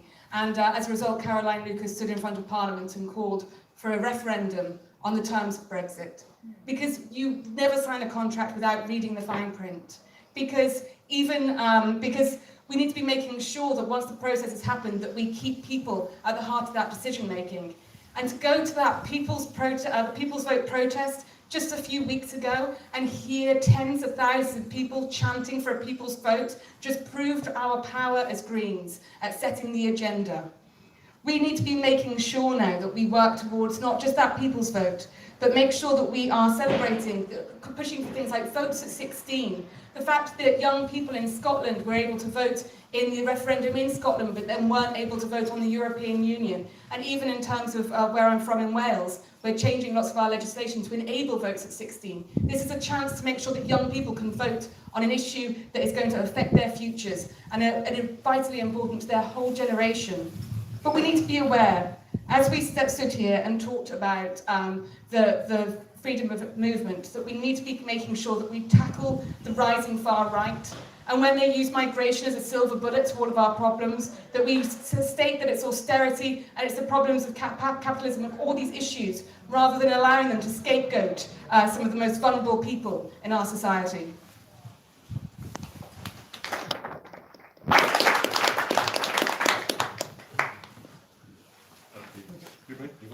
You've all been sorry, I've got bad.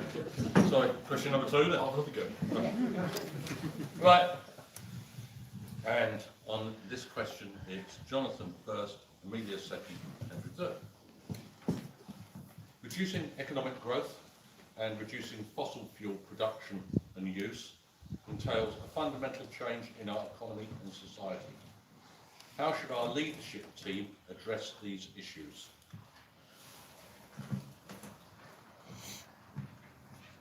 Yeah, they do require a fundamental restructure of our economy. And this is where I think the Green Party can be so distinctive and different from all the other parties, because we have this fundamental principle of we need an economy that works on a finite planet.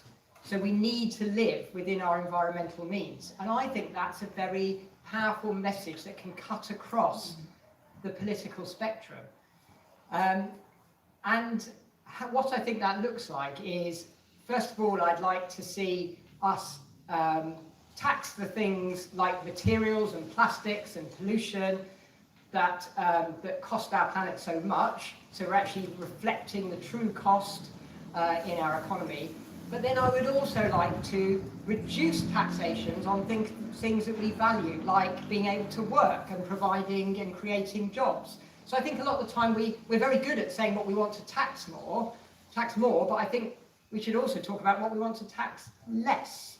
So to take a thing like a repair cafe, for instance, we want to create jobs where people can mend things, and we want to make those initial materials a lot more expensive so that people have to or want to mend those things. The same principle applies in terms of moving quickly to a green economy and keeping fossil fuels in the ground. If we had the right regulatory framework and the government said, right, in 5 years we are going to tax fossil fuels by this amount, I think we would find that businesses would innovate extremely quickly with that framework in place. And so I think it is possible to make this transition quite quickly still to the green economy we need, and I think it can be very powerful in reaching people across the political spectrum that wouldn't have previously considered voting green. It's such a fundamental part of our policies and our politics, because fundamentally when you use the language of economics, people talk about externalities. about issues about how our economy affects people, or effectively how issues that affect people aren't calculated within our economics, or even how our environment doesn't get calculated in our economics. And the Green Party has so many solutions to addressing many of these externalities through our policies. And one of the ways that I often describe our policies, because we have this long-term vision, isn't it? I think it's something that's so powerful that we don't just talk about a 5-year election cycle. We talk about the vision of a kind of world that we want to build. A fairer world, a world about people, a world about the planet. And therefore, the economy hangs under those issues.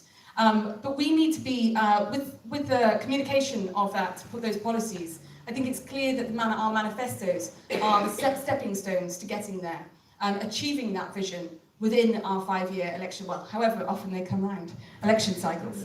And I think that when we talk about, to me, one of the most important issues at the moment is ensuring that we're talking about a long-term green industrial strategy, because to meet the demands of our policy, whether that's building railways, whether that's renewable energy, then we need to be making sure that we have the long-term green industrial plan to meet that, as well as making sure that we are challenging things through our basic principles of policy to be stopping actions such as building new nuclear power plants. It's been really shocking in Wales at the moment with the new Wilfer B power plant being accepted while the tidal lagoon in Swansea has been rejected. A project that fundamentally is going to have long-term problems as well as have a higher environmental output impact compared to something that could have put Wales on the map, put UK on the map of a new energy resource. And so we need to be looking at subsidies, but also as well as of how we achieve this and how we achieve those goals of long-term planning, as well as making sure that we are challenging the rhetoric around it, because it's very clear that when we capture a message, like the message on plastics, that the people will come along with us.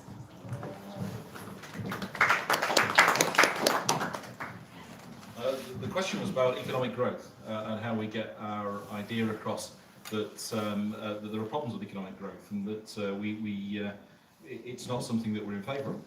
And that's a pretty clear question. I think we've got to start from the very basics of actually challenging the concept of economic growth. If there's a car crash, if there's a terrible accident, if awful things happen, economic growth might actually go up as a result of that. So economic growth is not a very good way of actually measuring progress in a society. And I think we've got to be very clear about that to explain how that comes across.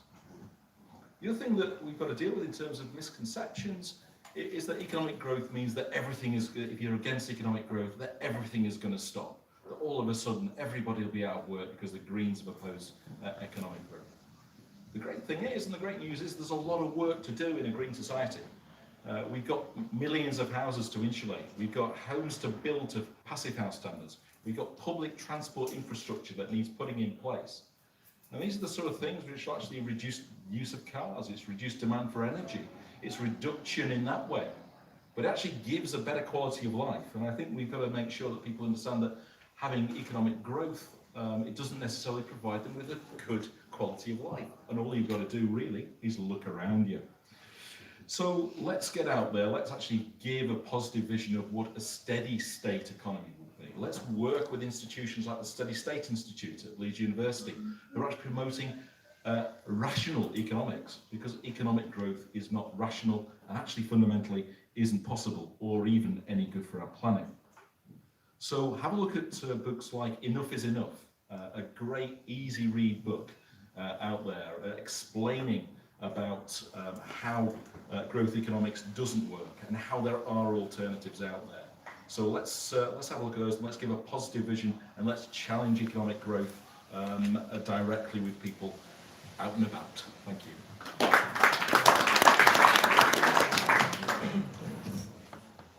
And the third of the external questions is, which Amelia's taking first. The Green Party has a strong tradition of standing up for animals. Could each of the panel describe their priority area which addresses the current suffering of animals? Such a good question, and I think that that's one of the things that we can be so proud of, is the fact that our altruism in the party extends to all species. And at the moment, I think that our diets and our farming practices as a whole have a huge impact on animal welfare. And by directly challenging this, whether this is the work that we've been doing in the European Parliament of challenging live exports and the treatment of animals through that, but on top of that, even challenging the market. And it's been amazing to see the strength of, I always reflect on growing up, and the fact that having a vegetarian option on the menu seemed radical. And now we've got so many good vegan options as a result of people who have gone out and campaigned, made a difference through their actions, and encouraged more people to make those differences. To me, I think it should be that there shouldn't be, being vegetarian or vegan should always be the easiest option. The cruelty-free option should always be the easiest option. And by potentially putting forward tax breaks on meat-free options, or even encouraging places to have vegetarian and vegan options as the cheapest options, we can work to remove many of the barriers that people have to doing that. On top of that, we need to challenge a lot of what's happening in our society in terms of the role that animals play. Did you know that if a bike got stolen, you can be criminally convicted? If you steal a dog, then it's got the same rights as just your bike has, rather than saying that a family member has been stolen. I think this is reflects a lot on how our government looks at species and looks at animals in a way that is really quite undermining of what the animals that we have in our homes and the pets that we have, the role that they bring. And I think there's a lot that we need to be challenging in government on not just animal sentience, but challenging all kinds of these different policies that have been being pushed through and undermining the rights of animals and different species.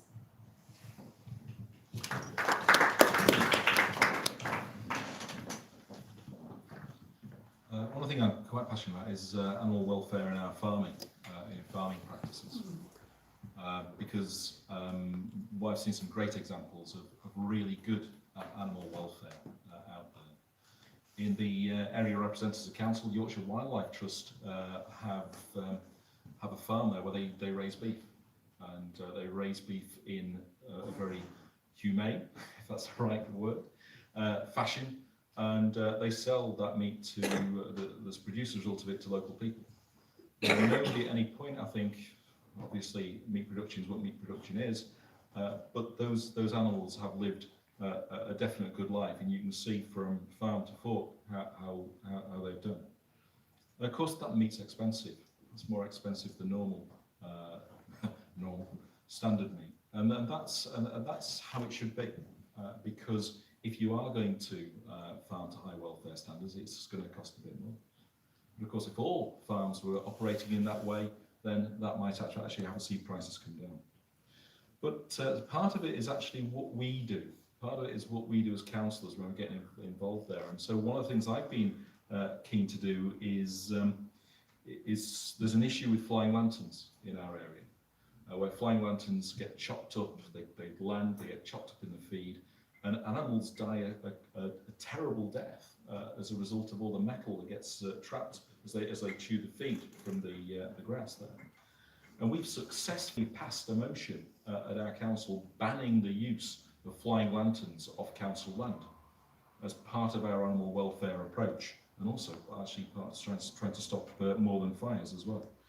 So animal welfare is an area where I think we score really well as a party. People are very pleased a lot of the time that the Green Party always takes a strong stand.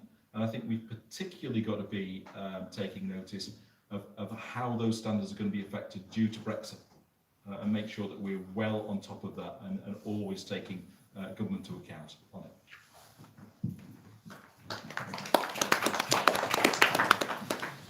Yeah, I think this is another area where as a party we can be really proud. When I was parliamentary candidate last year, the thing that I got emailed about the most was animal rights. And that wasn't just coming to the Green Party, it was questions coming to all the candidates. So it is an issue that's really important to people, and it's great that we do take such a strong line. I think what the thing about the whole animal sentience debate in Parliament revealed, it just touched again on that fact that most of those people in Parliament didn't see ourselves as part of that wider web of life. and didn't see the connections. And so I think my priority, because that's what the question asked, would be around those issues of biodiversity around animals. And again, it's a really helpful way of connecting people, because they've seen the decline of bees and butterflies and birds in their gardens. And things like some of the work that Chris Packham is pushing at the moment to really emphasise why animals have been so important in our wildlife, in our food production, in our heritage, and trying to bring that all together and touching on as many interests as possible, I think is a really good way forward, and something that I'm very keen to sort of put my weight behind.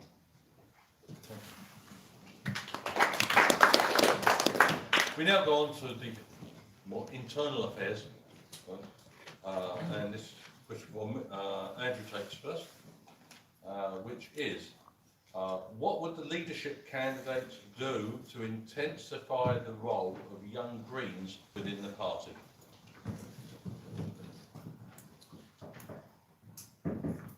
Well, one thing I'm particularly proud of, I think some people forgot actually, is that I actually proposed that Young Greens go on to GPEX some time ago. That was when their first role came forward. It came before count. There was a bit of controversy about it at a conference, and I put the proposal forward. I'm trying to remember how many years ago it is now, but that Young Greens go on there. So if you think it's a good idea, then it's my initiative. If you're against it, I'm sorry. But there we go. I'm very keen to involve Young Greens at every stage, and I think trying to get Young Greens to actually stand for council is a good thing. We've got some great examples. There's Martin Phipps in Sheffield. He's standing for council there. Kelton Rivers there. We've got, and so putting more young people forward for election is particularly important. But not just in those roles, but also in the campaigning roles. So they're the campaign organisers, the people who've got the skills that we need going forward. Because hopefully they're going to be around a heck of a long time. And it's a good investment of the Green Party's own resources to actually invest in young people. So that's one of the areas that I particularly like to see move forward. I involve young people as placements with me as a local councillor, and I've had numerous young people who spent weeks with me, sort of seeing what I do and what I get up to. I think they've enjoyed it. I hope they have. But it's great, and it helps me. It's always good to see somebody see a new thing for the first time, to actually see the light coming on somebody's eyes when they begin to understand how the council operates, how you can actually make change in your local community. And to do that for a young person, it is great, because they'll then go on to do marvellous things going forward. Thank you.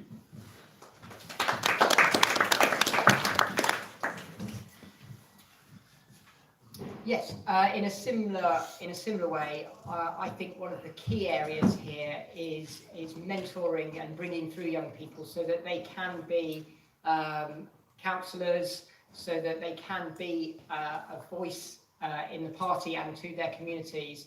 And like Andrew, as a county councillor, I've had a number of people do work experience schemes over sort of 6 months to a year, spending time with me, understanding how local government works. And it's one of the kind of the highlights of my time as a councillor, when young people do see the impact that it is possible to change things, and that they look at me and say, yes, I'd love to become a councillor in my area where I grew up, because I want to make a difference there.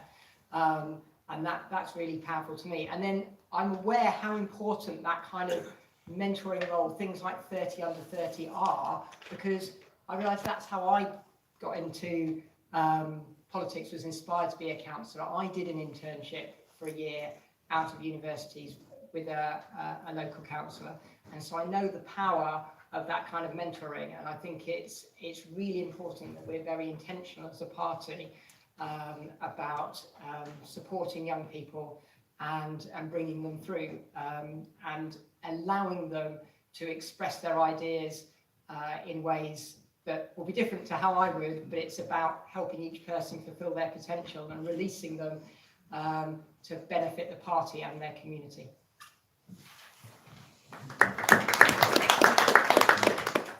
Young Greens have played a powerful role in this party, with almost a quarter of our party being represented by the under-30s during the Green Surge. It's as a result of youth representation that I originally ran as deputy leader at the age of 29. While part of the 30 under 30 programme, I was encouraged to run because I've been signing up young people as council candidates, because I feel that youth representation in politics is vitally important. On top of that, we need to be proving to young people the power that we have of leading councils, of making change, because I see young people at the forefront of so many movements, and by ensuring that they're able to institutionalise that change by getting elected, it means that we have stronger diversity in our councils, in our communities, and ensures that council works for every single part of it.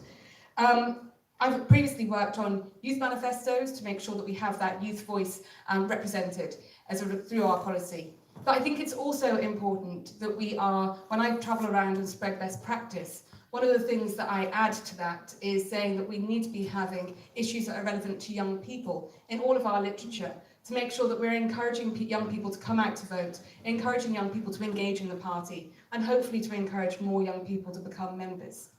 As part of my work, I've gone to universities and schools to put that message out there and attract more young members to our party. Because I think that this is such an interesting time for young people in politics. We see a young generation rejecting capitalism. We're seeing a younger generation in tune to the issues of climate change and are currently experiencing the worst of a housing crisis, have the brunt of the issues around zero-hour contracts, and are coming out and speaking out about it. Young people are coming out and speaking about our policies, and we must make sure we're talking about them to attract them to our party and ensure that we are building our membership, building our youth membership, and are taking advantage of this surge in youth political engagement that we've seen across other countries and is starting to occur here in the UK.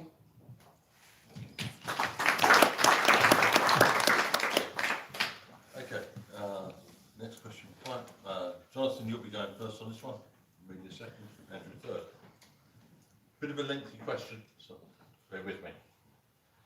I believe it's necessary to build a culture of the Green Party standing in every council and parliamentary by-election, and to stand as near a full slate as possible in council and parliamentary elections.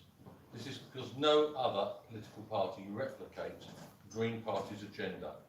Do you agree? And if so, how would you go about encouraging the culture of always standing? Yes, I agree. In Warwickshire and Warwick District, where I represent, we work very hard to make sure we have a full slate, and some of my colleagues deserve a lot of credit for knocking on a lot of doors to do that, because it gives that voice, it gives that opportunity for people to vote Green. It helps us also to see where our electoral strengths might be in the future. And it gives us, being a full slate does give us some element of extra media coverage as well. I think it's always a question of resources as local party. So if it was a choice between having to target a few areas and maybe winning one seat or two seats versus standing a full slate, I would always go for the one or two seats because I know how powerful it is getting a councillor elected. But I think we've shown in Warwick District it's certainly possible to do both and to give everybody that green voice, opportunity to vote Green. In terms of how we create that culture as a party and how we do that, I think sometimes going out and getting those 10 signatures to get someone to stand can seem quite daunting. And so we can give some training and help about how we go and most efficiently get people to stand and get that full slate. And it can be the first step that people take. So they might stand as a paper candidate one time, and then the next time they might be willing to stand in a target seat. So I think it's a really helpful thing to do. I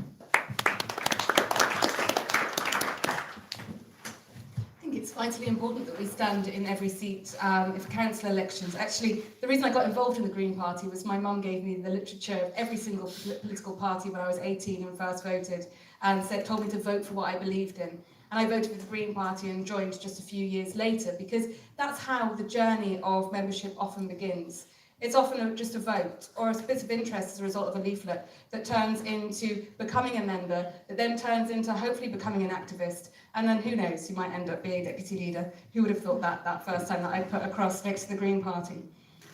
But many local parties do have barriers to people standing. That can be as a result of, especially in the general elections, that can be as a result of a lack of finances, or it can be as a result of a lack of candidates. And one of the things that I was really proud of in the 2015 general election is how we spread best practice of fundraising, using crowdfunders, but also best practice in terms of supporting our diverse candidates to stand in seats across the country. So possibly in your local council area, there have been candidates have been selected for years, and it meant that people were able to stand in different parts of the country to ensure that we were running as many people as possible, running as many candidates as possible, but also supporting that diversity that is at the core of our basic principles. This is what, in 2015, it was by enabling women and non-binary candidates to run in different places that helped us become the party that stood the most female candidates. And as I said, I think we need to not just be talking about removing the barriers to why people aren't standing, but also removing the barriers to make sure that we have diverse people standing. Encouraging people to stand is so vitally important. Encouraging people of colour to stand, women to stand. It's not just about where we stand, how many people we stand, but also ensuring that we've got diversity at the heart of that as well.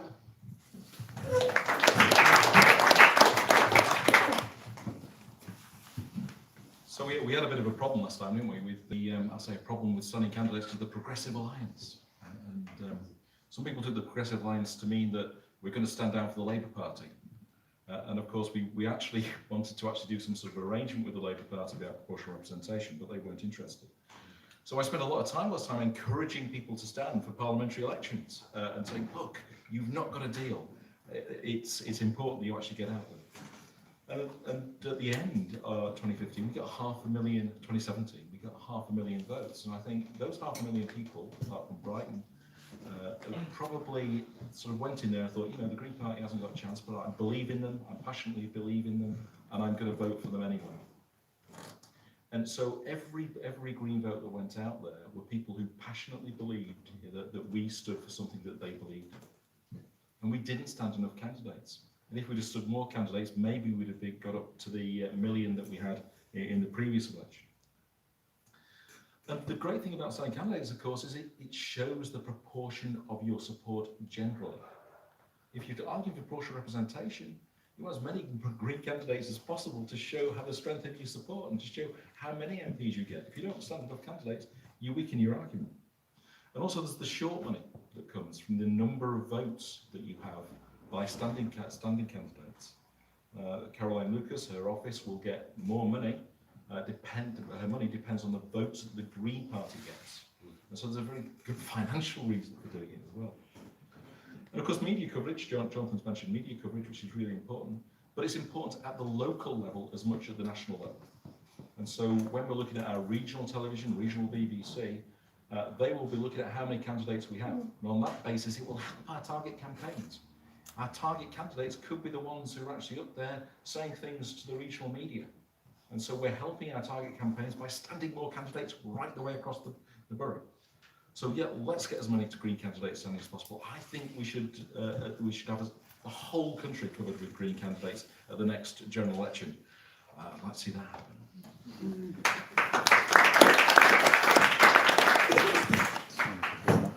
Sorry, excuse me. Can we have that door open again? Can you unbury it again? Yeah. Okay, I'll get that done. Thank you. Okay. This question has media first, Andrew second, Jonathan third. While we're waiting to hear from the Holistic Review, what would you change about how the party is run and organised?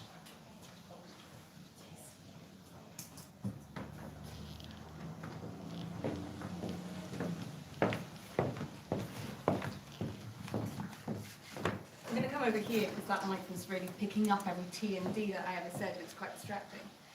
The holistic review has been a really important role in our party, but I fear that many things have been kicked into the long grass as a result of us waiting for it to come.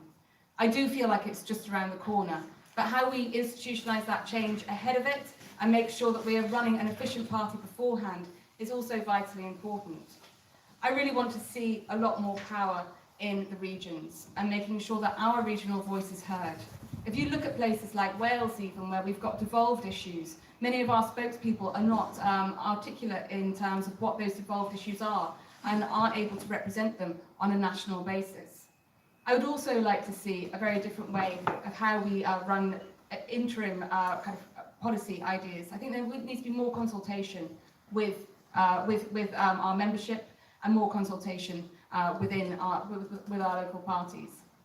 On top of that, I'd like to be making sure that we have the changes that have made us so strong institutionalised. Things like field officers I think are fantastic. As I said, I want to put them in place.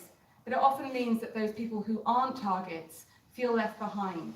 And we build on strong foundations, and I think that there needs to be further support of how those foundations are built. I think there's even a role of another person to be making sure that we are working to support that grassroots aspect, not just in the target constituencies, but across the board, to work at building that green vote. We only get more Greens MPs if we've got more Green councillors. We've only got more Green councillors if we've knocked on more Green on more doorsteps and turned people green. If we want to be a Green government, we have to be working at the grassroots. And I think that that's what needs to be institutionalised and embedded in every single step that we take to the future.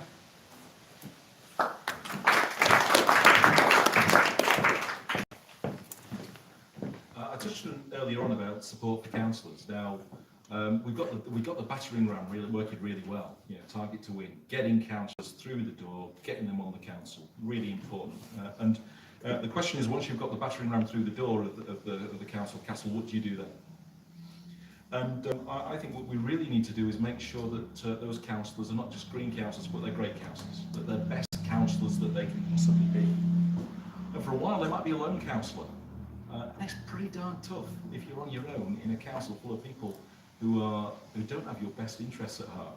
Let's put it that way. And so we need to make sure that those people have got the support, the mentoring, that nobody feels like they're a lone councillor. They're part of a wider team of people who are working to a common objective. And that's why I've talked earlier on about the need for mentoring, the need to make sure that Green councillors have got support from a councillor who's been a councillor for quite a while, perhaps. Also that when they go into the council chamber, that they've got model motions that they can put to the council, or model questions where they can give information about the sort of responses they should have. So they're going in there feeling pretty darn well supported. And so let's make sure that they have that support. Let's make sure that they don't remain a lone councillor, and that because they perform so well in the council chamber, people say, I want to see more of this. I want to see more Greens elected. And that's the way we'll grow our movement.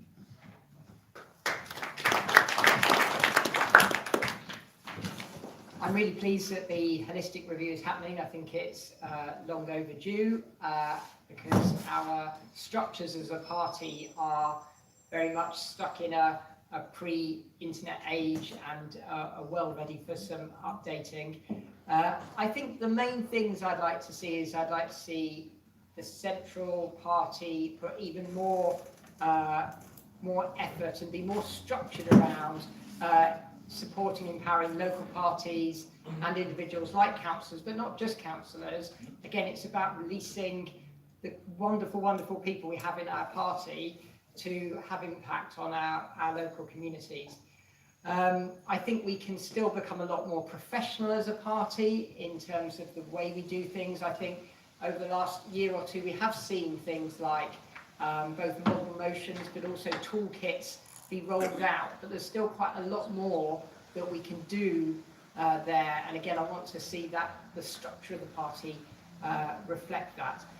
I think we've got to find a way of keeping our super democratic approach whilst also being able to be more nimble and quicker on our feet when it comes to reacting to major news events. I think we've got to find a way, we've got to be able to trust our spokespeople a little bit more to act within our policy framework base, but be able to kind of translate that for the issue when it comes up suddenly. We don't want them to be hamstrung at that moment, but we still want their democracy. And I think one possibility is having some kind of scrutiny committee. So every 6 months, a spokesperson would have to be there in front of a committee and have to answer for why they've done what they'd done. So we're trusting them, but we've still got that element of accountability. We've still got that strong democracy that makes us stand out as a party. And the final question, I'm going first on this one. Political strategy document talks of us becoming the 3rd largest party in England and Wales, with a membership almost double our current size. How would you go about retaining and then increasing membership and activism?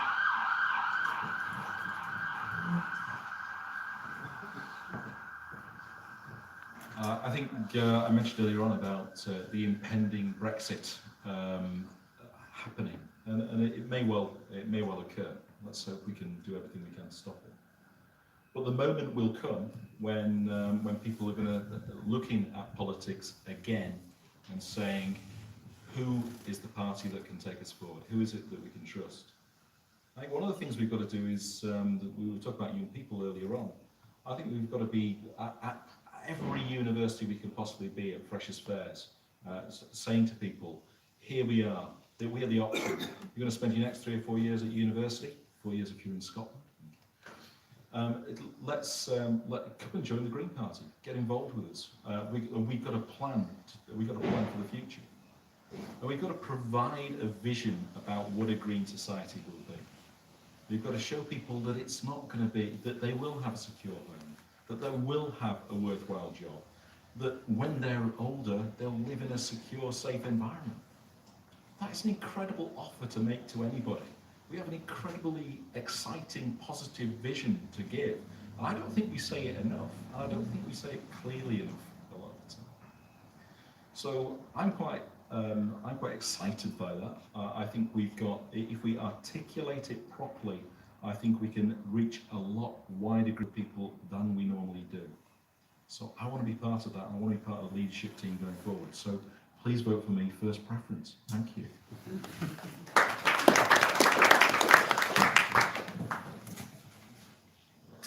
I think we need to be prepared. I think there will come another time when people want to look at our policies, and we've learned a huge amount from what happened in the Green Surge, and we didn't get everything right in terms of the way that we tried to retain members. We did some things, but we didn't contact people early enough when they went into grace, when they were coming out of their membership.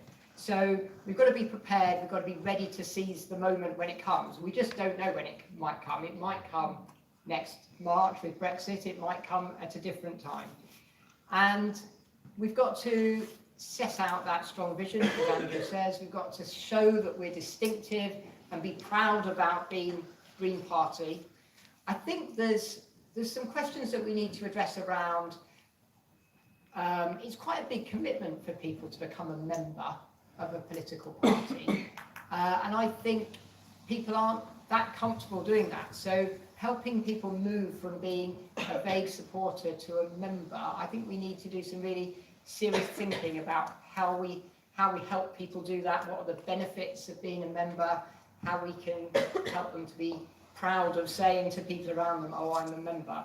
And so I think we do that by getting out there locally, getting our message out, setting out that positive vision, so that all people's associations with the party are kind of positive at local level, regional level and national level.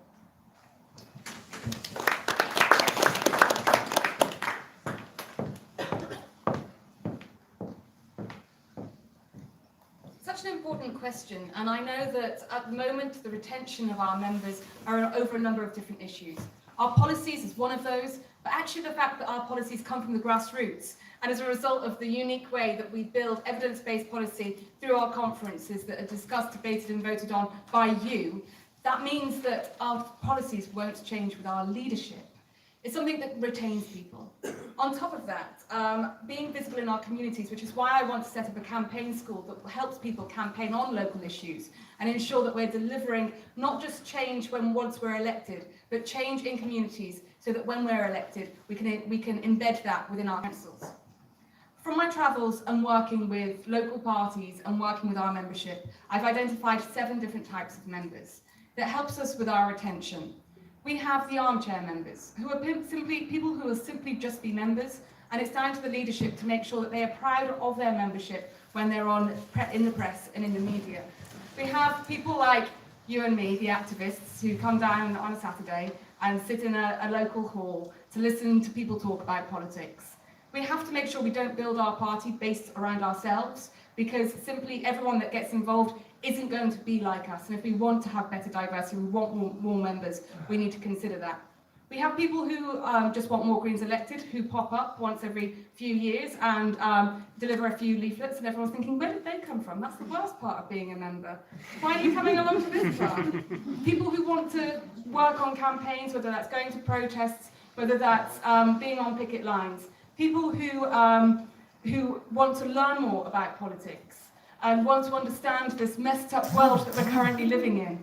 People who want to build their skills. They might be a graphic designer and want to bring in their skills there. And people who just want more social events and meet like-minded people. So we put a survey out on this to try and increase our retention, and find out that most people want educational events and social events. And that's something that we now need to be encouraging, so that we tip new members into other aspects of the party and make sure that we then embed them as activists for the future and members for life. Thank you.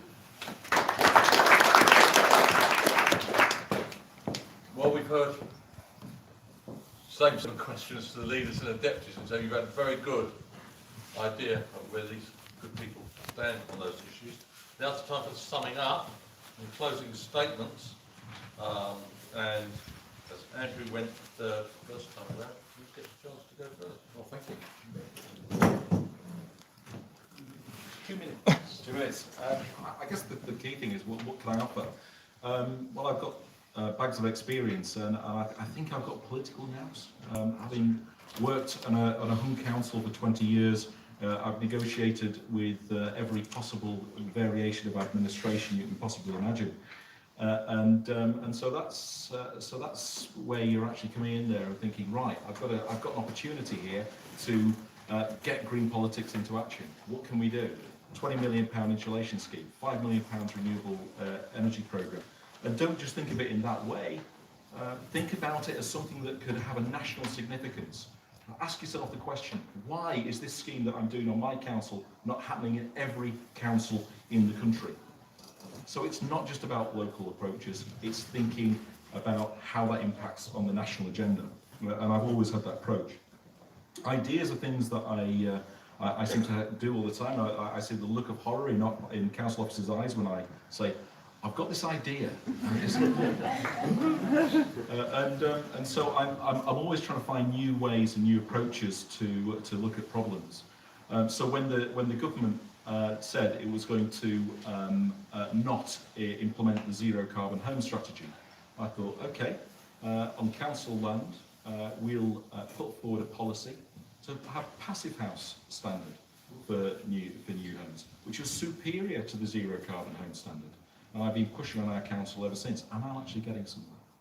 And if we did that on every council in the whole country, we would have a better policy than the government proposed for housing nationally right the way across. So there are things we can do. We've got to have the knowledge, we've got to have the imagination, we've got to have the ideas, and we've got to use that to move us forward. Thank you.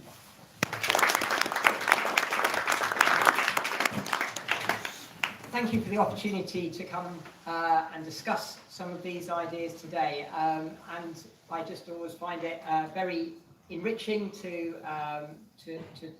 hear what people think and talk about them. And I'm just really proud of being part of a party with such great ideas and such a distinct political philosophy. I do think we need to get better at getting that message out, and I think we can both be radical but also realistic and relevant, and that combination will make us really distinctive. When we are, I know when I'm standing in the council and getting motions passed on cycling and air quality and a living wage for young people, I'm able to communicate that radical message, but it's also realistic and it's doable and it's relevant to people's lives. And those skills and experiences that I've sort of gained and learned over the years as a councillor in terms of that language, getting out and reaching people who they don't consider themselves green, they don't think about it, but if you ask them about their local green space, or you ask them about their local mental health service, that gets them going. And we can, I think the skills and experience I've learned there, I can help take out to the rest of the country. And so we can get that message out to people on their doorsteps and in the media. And so, as I say, I'm proud of that green vision. We need to change the way we do things to reach more people. So please vote for me as your first choice for deputy leader, so I can help the party with that experience and skills as a county councillor to get our unique green message out. Thank you.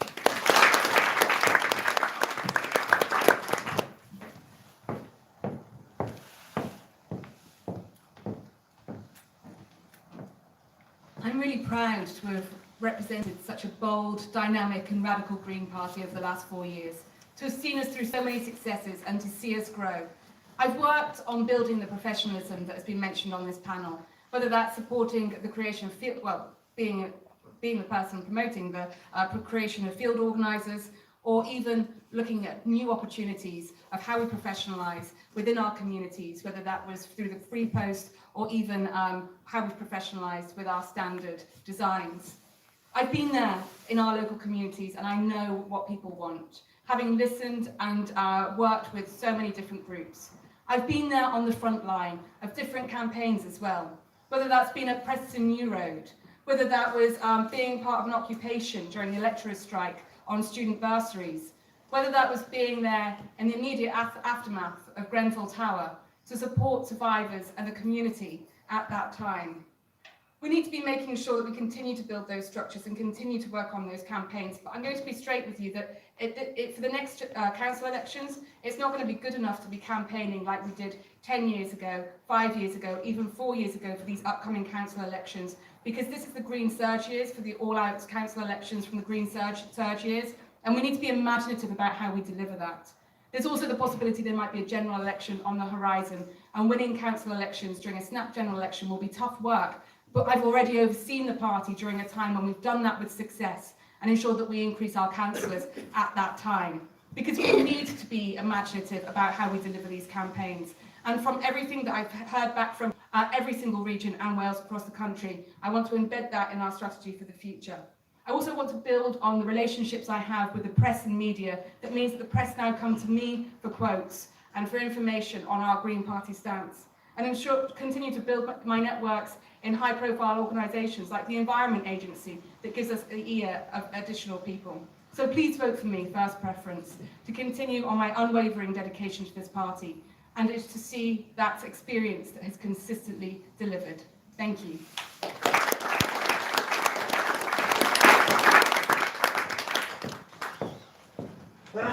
Obviously, I'd like to thank 3 deputy leader candidates who turned up this afternoon. Great. I'd like to thank you all who came from across the region, and I know how far and how difficult some of those journeys can be. I'm doing myself.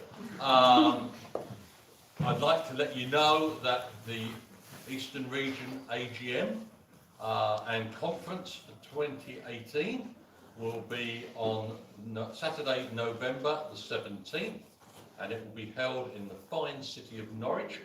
So hopefully some of you can make your way to Norwich on November 17. I'm working on the agenda and speakers for that, and obviously that will go out internally. Finally, I'd like to thank people from Cambridge Green Party, who set this all up today, because this wouldn't have taken place without them. So please, well, I'd like you to put your hands together. Thanks, Cambridge Green Party.